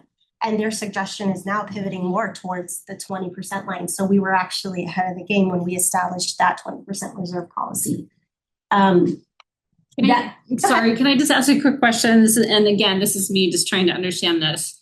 So this cash operating reserve, how often do we dip into that? We don't. Okay, so this is something that we establish. We don't generally add much to. I mean, it's in the budget, but it's already there. It goes up every year because our budget goes up every year. Right. So if expenses goes up every year, then it goes up. Okay, so it's just the amount that we have to add to keep up with the 20%. Yes, and that one really is. It's for economic uncertainties, right? Like if COVID were to happen and we just didn't have any revenue coming in, but we needed to make payroll for however much, right? Because costs are still money's going out the door every month regardless. That is the idea between your operating reserve. Our policy does have, and I'm still trying to really know it, because there's different brackets, and the way that you contribute and the way you're allowed to use from is very specific. So making sure that we're performing in the way that the board had expected when they established the reserve was really important to Giselle and I to recognize it, understand it. But that is actually why the structure of the designated unrestricted cash is in that order. Is cash operating is first, capital reserve is second, with equipment contributions first and capital improvement project contributions second. You see that line as just an overall, because just for ease of reference, understanding, that way it's easier to see it. So what I have listed there is contributions, money coming from cash and being put into the reserve, and reductions would be areas where staff would come back and request for the board to allow us to use some of the reserve pots of capital to fund some of these, either equipment or the capital improvement project. I do also have a separate breakdown, but because of time and I didn't want to make any more mistakes, I'm rushing to try to get it all into the meeting for today. I will have a breakdown separately that's very specific in terms of contributions and subtractions for equipment, and then also for the infrastructure. So that'll be available when we have our board come down and set. Okay, there's something that I might need to be corrected on or schooled, but it bothers me that if I sum up all the net incomes for 5 years. Assuming that we're spot on and our revenue and expenses will be exactly the way we plan them in our budgets. So we will realize these net incomes. I get 15.5 million if I add up those 5 years. So am I doing something wrong by adding those up? I would say yes, because each year is independent of its own. So this is our projected revenues, but you start with a starting balance and you're subtracting, you get your baseline. That becomes the starting balance for the next year. And so if we run a deficit, like in the first out year, that deficit is also continuing in the next. We wanted to really highlight that we do have positive net income addition initially. Our projected revenues tightening up that projection, tightening up expenditures, it gives us a net positive, and that's really crucial when it comes to the baseline operational costs. But things like the capital projects are also really actually baseline, because if we don't have to what we've shared before, if we don't have the landfill space built out at the time we will need to use it, we have a severe problem, because that's the huge piece of the pie, right, in terms of our revenue. And so then they are negating each other. So it's hard, because the capital improvement for equipment is actually necessary, right? We have to have dozers, compactors doing the work to maintain the operational and the compliance efficiency. We also have to be building out these really big projects, so that way we're ready when we need all of them. So it's kind of hard, because the way that budgeting and financing and displaying information, it has to be displayed this way, but really it's still kind of a non-negotiable in terms of the needs, right? But everything you said just confirms for me that our capital needs for landfill and equipment are in these budgets that have these net incomes. No, they're not. Oh. No, that's why they live down below. So that net income is purely revenue minus expense, is the baseline operating income. So this is like your salaries. This is basically everything that lives in each department budget when it comes to materials and supplies. And if we have to maintain a certain type of annual environmental study to maintain compliance, that's a regular operating cost that we have to do year over year. The capital always sits outside of the operating, and that's specific to also the governmental accounting standards. Like if we're capitalizing something and we're having to depreciate it, it lives in a different area. It's not your regular operating costs. Okay, so you got $58-60 million, depending on the year, operating costs. You're in the 50s for your expenses, you're in the 50s for your revenues. But that $58 to $60 million that's coming in and coming out is separate than all of your capital. Yes, so we fund all the rest of it from the pot of money that we have in terms of the cash we have on hand at the end of the year, plus any additions in that net income, that positive net. And that's all we have to work with when it comes to what we need to spend on and what we want to put away for remittance. Okay, so all your landfill modules, all your big projects are not coming out of this 58-60 million. They're Right. coming out of the capital reserve. Capital reserve, unrestricted cash. It's essentially all comes out of unrestricted cash, unless the board allows for us to use the reserves for those different purposes. And that's actually what I am proposing. And that's where you see that slide on the one prior to this. I thought this was a better one for the overall snapshot, but the prior slide, the contributions in the very bottom right here, this is where I would be suggesting, right, that we also, I'm sorry, it's not this one. It's in the negative one. Let's see.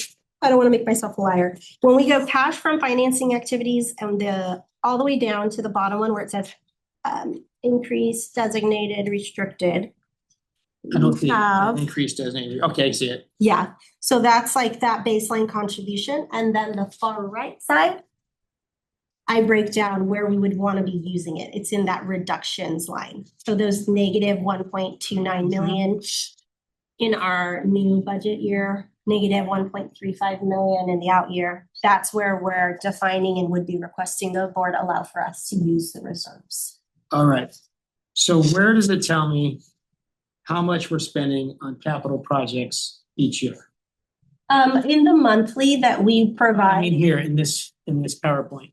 Okay, that would be cash from financing activities, the capital acquisition side. Okay, so we're, This is where we are spending on both equipment okay, so and we're 4 million to 12 million, 13 million buying landfill module component. yeah, a lot of things. We Okay. want to spend a lot of money. All don't right, we, so- David? That's on page 8. That is for the new fiscal year.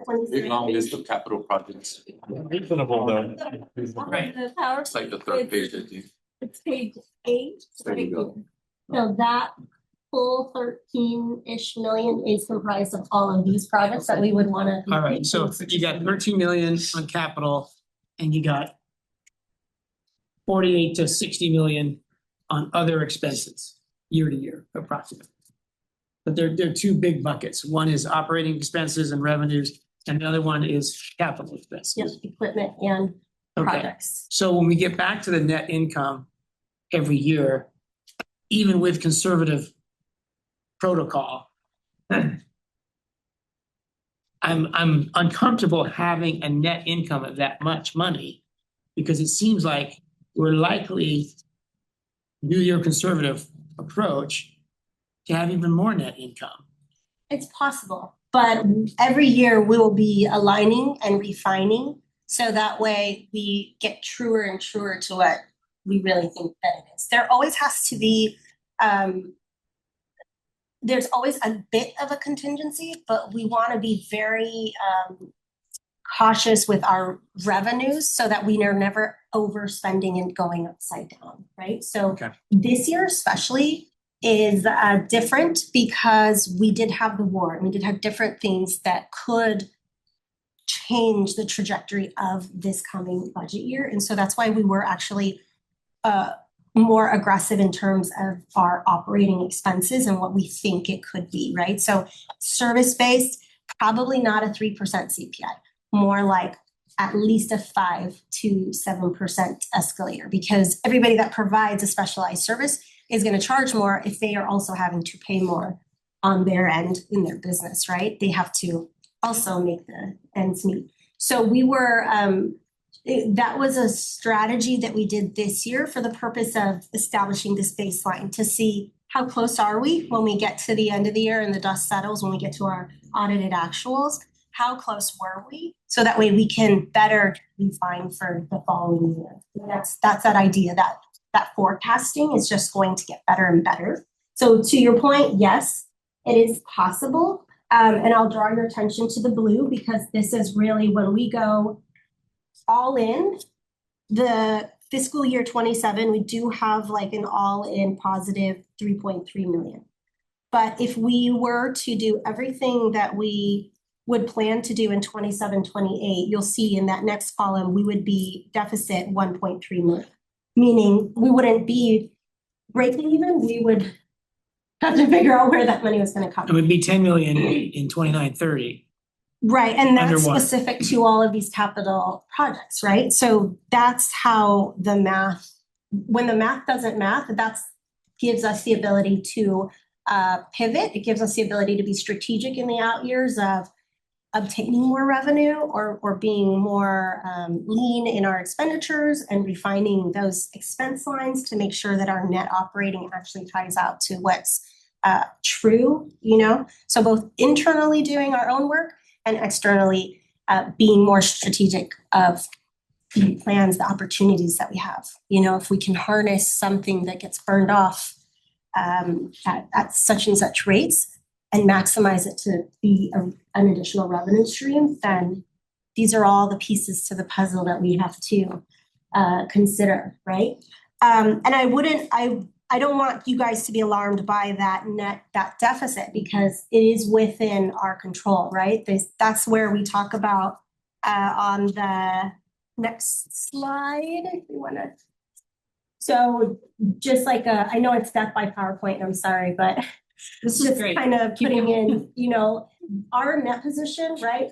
Inflows of regular revenue, outflows of regular operating costs, we're still positive. It's just the capital investment needs, the reserve contributions, if we follow our policy to the T, and then our projected revenues that net, right? That wouldn't substantiate the overall capital needs. Wouldn't pay for them. Wouldn't pay for them fully. Like the first year in our fiscal year 27, we still net positive and we would be able to sustain it. And it's one of those things where we would be like, this is where we talk about those strategies. These are the things that we can all be doing to try to right size and get better at our forecasting. This is what I talk about, the internal and the external parts working together. That last bullet point, operational efficiency, revenue optimization. Do we, for a certain period of time, do additional contracts? And it's bolstering some of these projects that we want to front load and pre-fund and get done now because in 5 years, 10 years, it's going to be much more expensive for us. Do we do that? Because we know that those contracts could expire at some point. So use expiring money for expiring projects. Break even on that. And then if that contract expires, we're still self-sustaining because we have been following our fee philosophy to get us closer to a more controlled model, right? Because those are the areas we can control in terms of revenue. And then just on the far right, I didn't want to give you just like another slide, so I just threw it in there, these are all things that we would do on the left, those strategies, and then the board can always consider on their end for future years. It's really, this is the first year that we're starting to refine and pick apart in a very detailed level to where next year we feel confident we're just gonna be so much more clear, right? We're gonna know what is normal and what is a deviation from what we would normally see so that way we can catch it and pivot strategically, like quickly, right? Being proactive and not reactive, like how you mentioned. So these are things that the board can consider, like, do we do future fee increases? Do we modify the pace of the reserve contributions in part or as a whole? Are we deferring or reducing operating costs? That would also be on our end, right? Doing the cleanup of a signage project, couple $100,000 living in an operating budget when really it's a capital improvement, right? Because it's affixed to either our facilities or it's affixed to the ground, the land. And then do we use our reserves? They've just been living and we haven't been utilizing them. So I am suggesting or will be proposing to the board that we do use them. We concurrently contribute to the defined policy, but then we also are using them for things that are allowed within the reserve.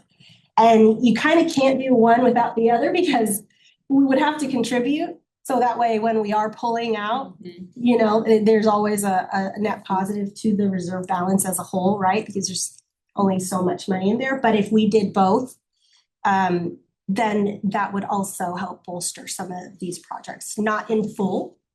The policy has always been a smoothing mechanism, not a fully 100% pre-funded for everything. That is why sometimes we go out for bonds because some of these projects are extremely expensive.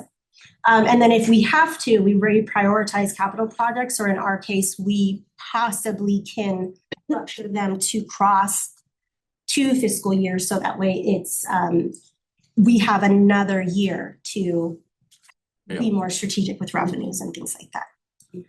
So I know it's a mouthful, but we can continue on with any additional questions that you guys have. Can I add one thing to the capital project? So this is the feedback we need as in the engineering department as we make the master plan. Now that we have that as the roadmap financially, we may be able to do different lining techniques. So there's some slopes we haven't lined on the module 7 that we already built that we can line pretty easily, but it'll, in the long term, we may be foregoing on an option. But now may be the time to line that, forego on that option. It's not gonna happen anymore, instead of building a whole new landfill module.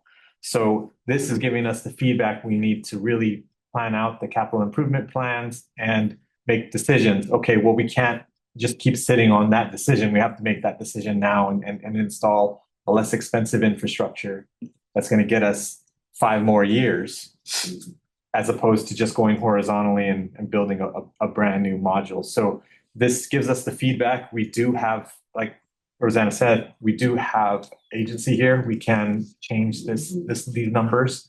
And that's what we're being charged with on the master planning piece, is to engineer this to make these not happen. You know, if we go at the current state that we were planning on, these are the numbers we can see, but we're not going to get there. We're going to modify the master plan over the next year and then come back with something that's workable for us. I think it'd be good to know specifically what feedback you want, and then they're welcome to give other feedback. But it'd be nice, by the end of this meeting, next board meeting, you want to have direction on these points. And then you get make sure you get the feedback you want. On the net income, I just want to confirm that you're being twice conservative. First, you're being conservative on the revenue and expense numbers that go into that. And then secondly, you're being conservative by having a contingency essentially of a net income of 2 to 4 million. Should your conservative input, be not conservative enough, now you have another place to get a few million if you need it. I would say, just to clarify, we're trying to right-size revenues, because if we look at the audited actuals of our actual revenues in the last couple of years, we had a big difference. So now we were line by line trying to say, what truly do we think now that we flatlined tonnage, now that we are getting additional contract? And what do we truly think? And so the revenue itself, the assumptions was based off of our current actuals. So that's inclusive of, aside from the power, because we know that was not gonna happen, where you get 6 months of no revenue at all, right? But some of the new contracts that we pulled in PCE when it comes to power, that immediately is going to give us approximately, without the weighted average, 430,000 additional that 3 phases did not bolster for us. So it's things like that, these strategies where, as we're coming back to the table on contracts we already have, that's where the needle can move. And so it's our best guess now. Revenues, if we don't increase tonnage, if we go based off of actuals, and then we're projecting out for the new year, inclusive of any new inflows that have come, reducing things like modest, 5% of the projection, because we know that commodity is going to impact the rate that they pay us for our materials that we send out, things like that. We did minor, but we did do reductions in those types of specific revenues. So we feel comfortable with the revenue projection. The expenditure, I think, is where we took an aggressive approach, because we really don't know what this next year is going to look like when it comes to all the externals that have occurred, and what is going to happen with inflation now that we see that. We also had to consider for personnel that we don't have a settled agreement.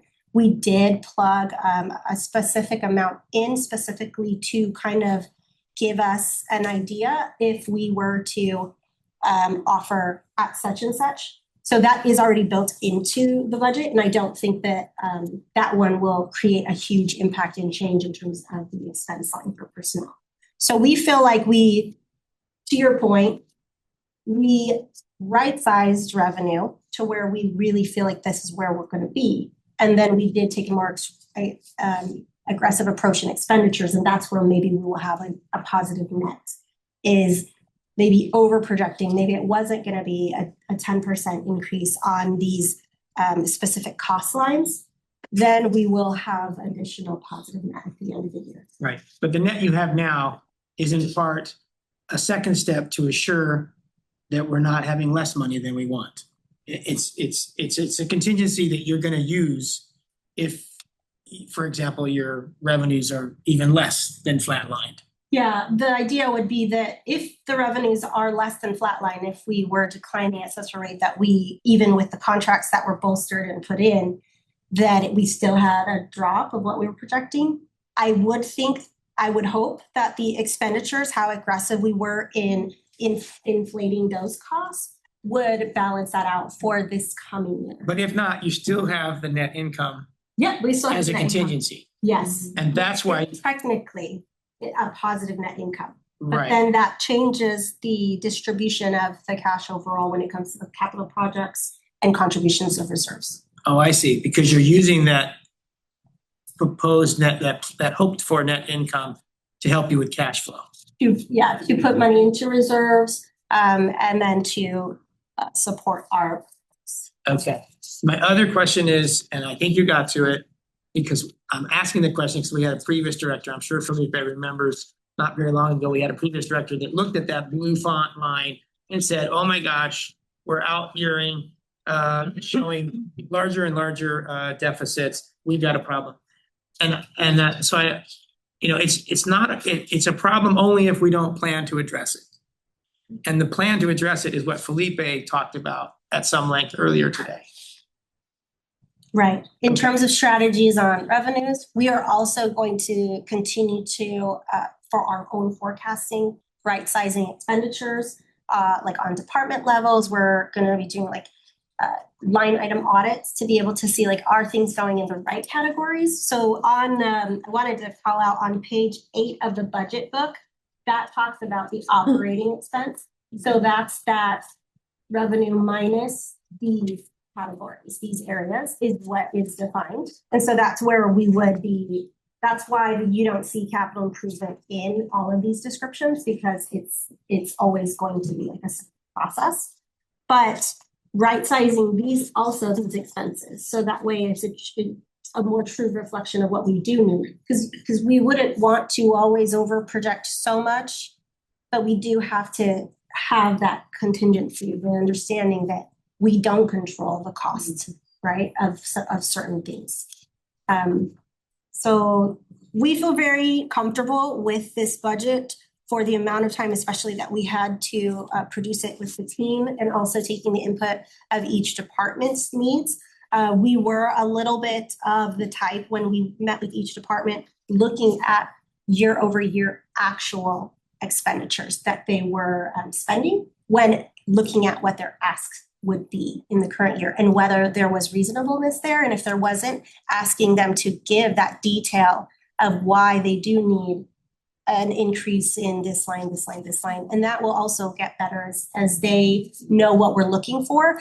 Then it's that collaborative approach where we will tie out to what we believe is a more truer need. And it'll get better and better.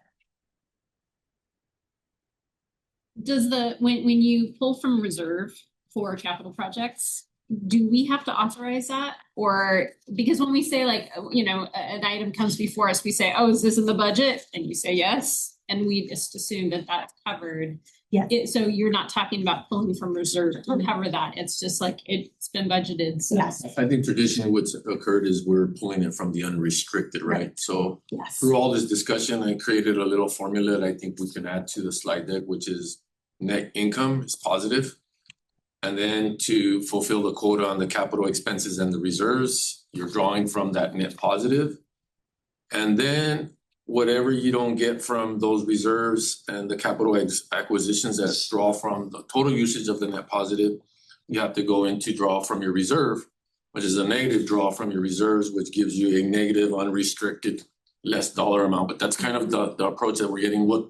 I'll try to clarify it, because I think that all these buckets take a little bit of time of knowledge to learn how they're going to be utilized. But if we can just go to that net positive amount, which is for 27, it's 2.2 million. And then we have capital acquisitions and potentially the reserves amount, which will exceed 13 million. Then we got to go into draw from the reserve, or not the reserve, from the unrestricted cash, which gives you a lesser amount under restricted cash. It's really telling you all the segments of what is gonna occur for us to fulfill the quota on the CIPs, right? Mhm. And the reserves. I think CIPs and reserves are gonna draw from your positive influence for the year. Yet you have to dig into the other account, which is your undesignated cash, and that gets reduced. So this is where we have to make the changes in the values that we're seeing in the budget. Which those predicted years, we got to see the outcome so that we can maneuver those pivots so that we don't run out of money and that we're in a better position. But really, really good job in putting it all together. Thank you guys for the discussion around the items. And if I may, just to add, the intention of establishing the capital reserve was to use it. It isn't the way closure post-closure is, right? To where we would establish it, build it, because we know that there's an impending outcome many years from now. The idea of especially the mobile equipment was to pre-fund the replacement of it.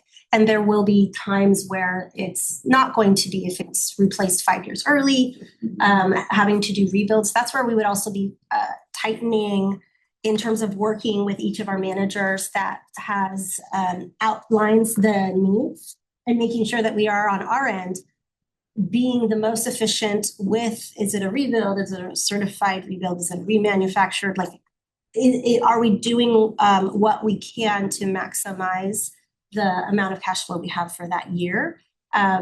But we would only ever be asking to use the reserves by bringing it forward to you and specifically saying which area we would want to use the reserves for. And are all of our reserves in an account that is interest bearing? Yes. So that is one thing, is that when we reduce reserves, the interest also reduces on those accounts, right? So it is a smaller revenue stream, but still a revenue stream that comes with reducing. But if we are bolstering and continuing to contribute to closure post-closure, then we're earning the interest on that side too. I was concerned when I heard authorized strategic use of reserves. And I guess I wasn't thinking about the reserves properly, because some of the reserves are meant to be spent. Right. Like a college account, you're getting ready for your kid to go to college. That's a capital reserve, and then you spend it when your kid goes to college. But the 20% reserve for emergencies such as COVID, that's like a no-touch reserve unless emergency. And there you're not suggesting any strategic use of the no-touch reserve. Right. And that will continue to earn interest. Yeah. Correct. And then the modified pace of reserve contributions, I would hope that we don't ever modify the pace unless there's a crunch, because that just puts us in a bind later on. Right. And that's why we have a pace. So if we were to modify the pace, it would help us temporarily, but we have to catch back up later because we'd have this Which is gap what like we're this. doing. Yeah. Yeah. And that never seems to be the responsible thing unless it results in a guaranteed catch-up mechanism. By overspending now, we will get by overspending on the landfill now, that landfill will earn us some cash later from an outside contract and it'll make us whole. But if we don't have that make whole mechanism, then we really shouldn't modify the pace of our reserve contribution, right? Okay. All right.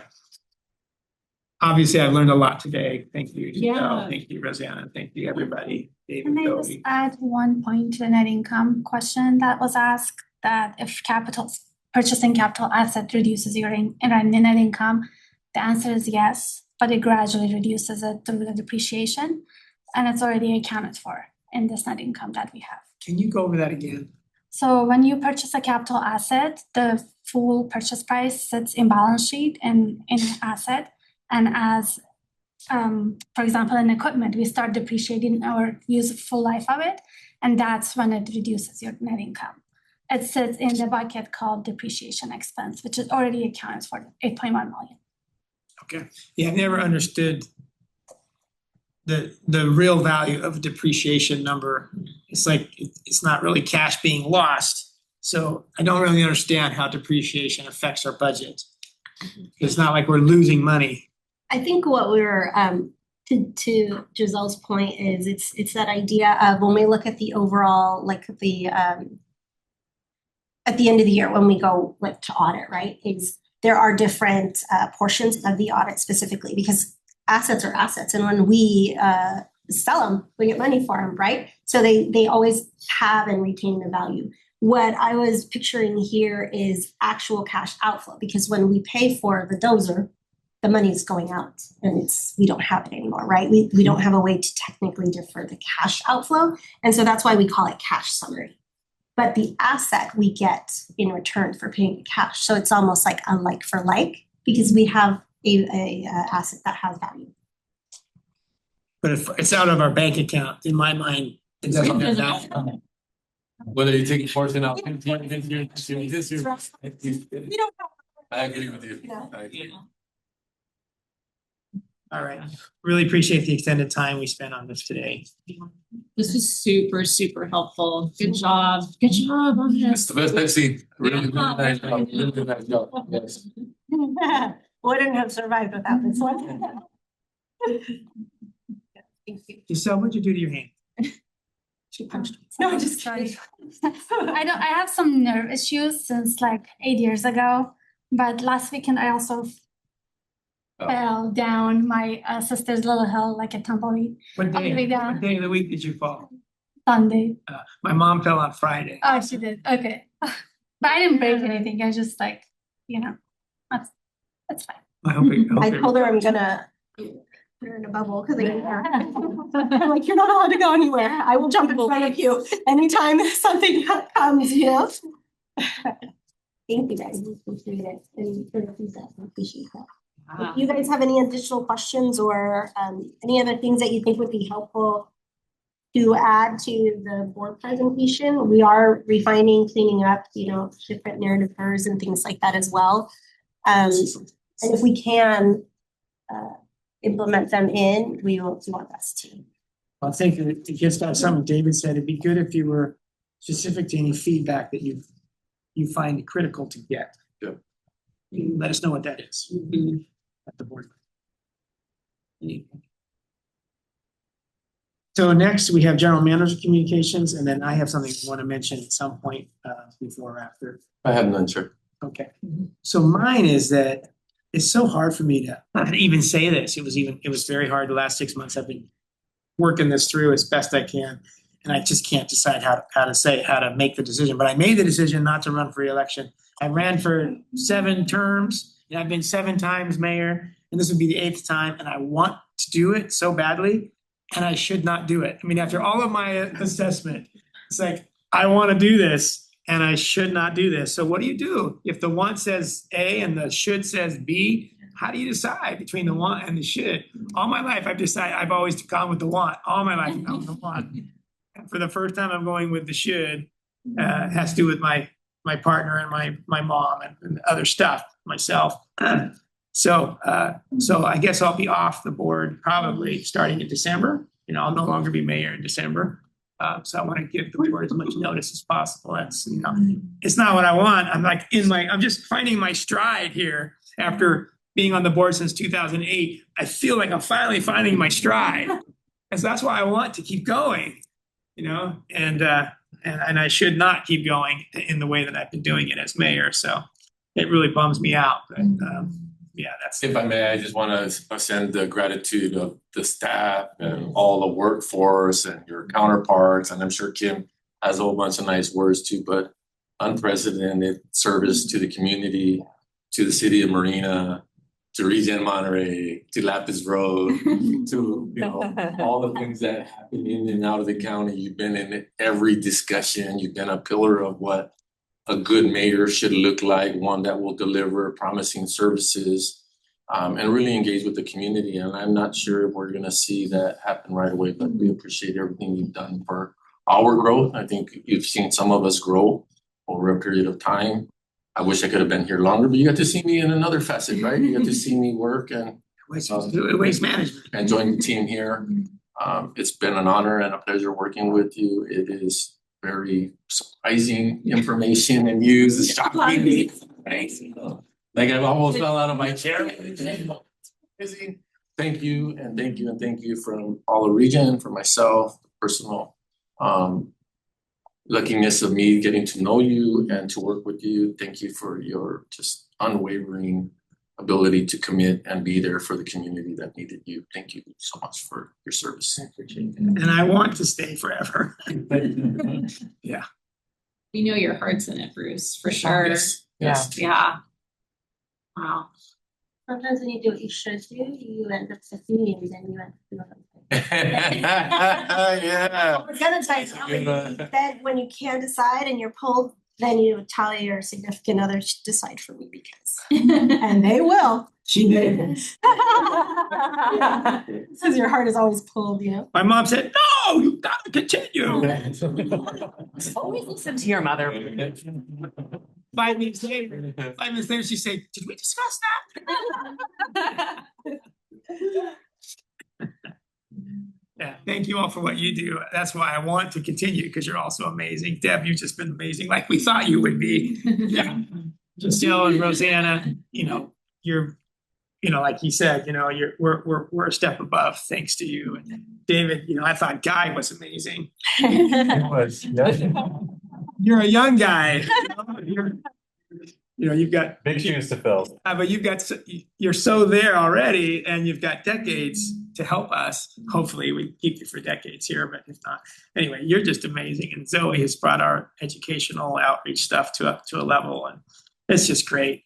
Ida's great. Everyone's so great. That's why I've always wanted to stay here. It was such a great board and great mission and great philosophy. It's apolitical for the most part. And sometimes it's not that in other agencies, but it's really a great agency to be part of. Your contribution. You have to have like a volunteer group for all of us. Michelle's loved this place so much and wanted us to come back. And do our tours. All right, thank you. That's not a bad idea. We'll find a way. I think the woman that used to give them before Kimberly. Oh, Heidi. Yeah, I think Heidi. Yeah, Heidi just moved to Seattle. She and I stay in touch. Like in the early 2000s, she was Heidi. We started our school program. Heidi Feldman. Yeah. She was like bonkers. She gave as many tours as were physically possible. She was doing them, and they're really repetitious. So to be good over and over again, that's a real toll on your brain. Yes. We've had great people here. So discussion of future agenda items.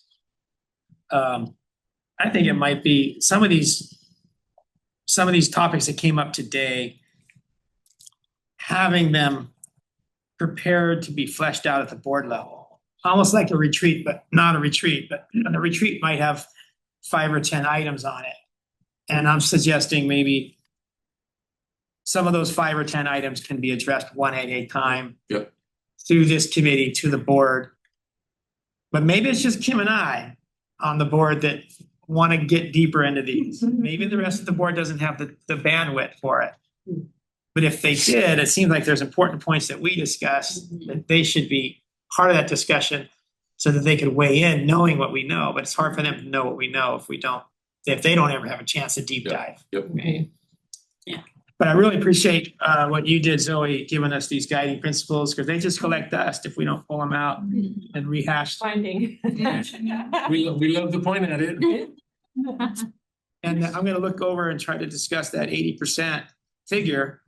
In my mind, I'm going to discuss it in my mind, because I remember Gar saying, that's pie in the sky. It's great to aspire, but we're not going to get there. And if we're not going to get there, do we continue to aspire toward it or change it to 70 or whatever's? And prior to this version, it was a 20-year-old document, but I think their team does not aspire that to be the case for this document. So as we learn more, updates and. And that white paper, it collects dust the longer we don't look at it. Right? All right, so we are adjourned. Thanks, everybody. Thank you. Thank you.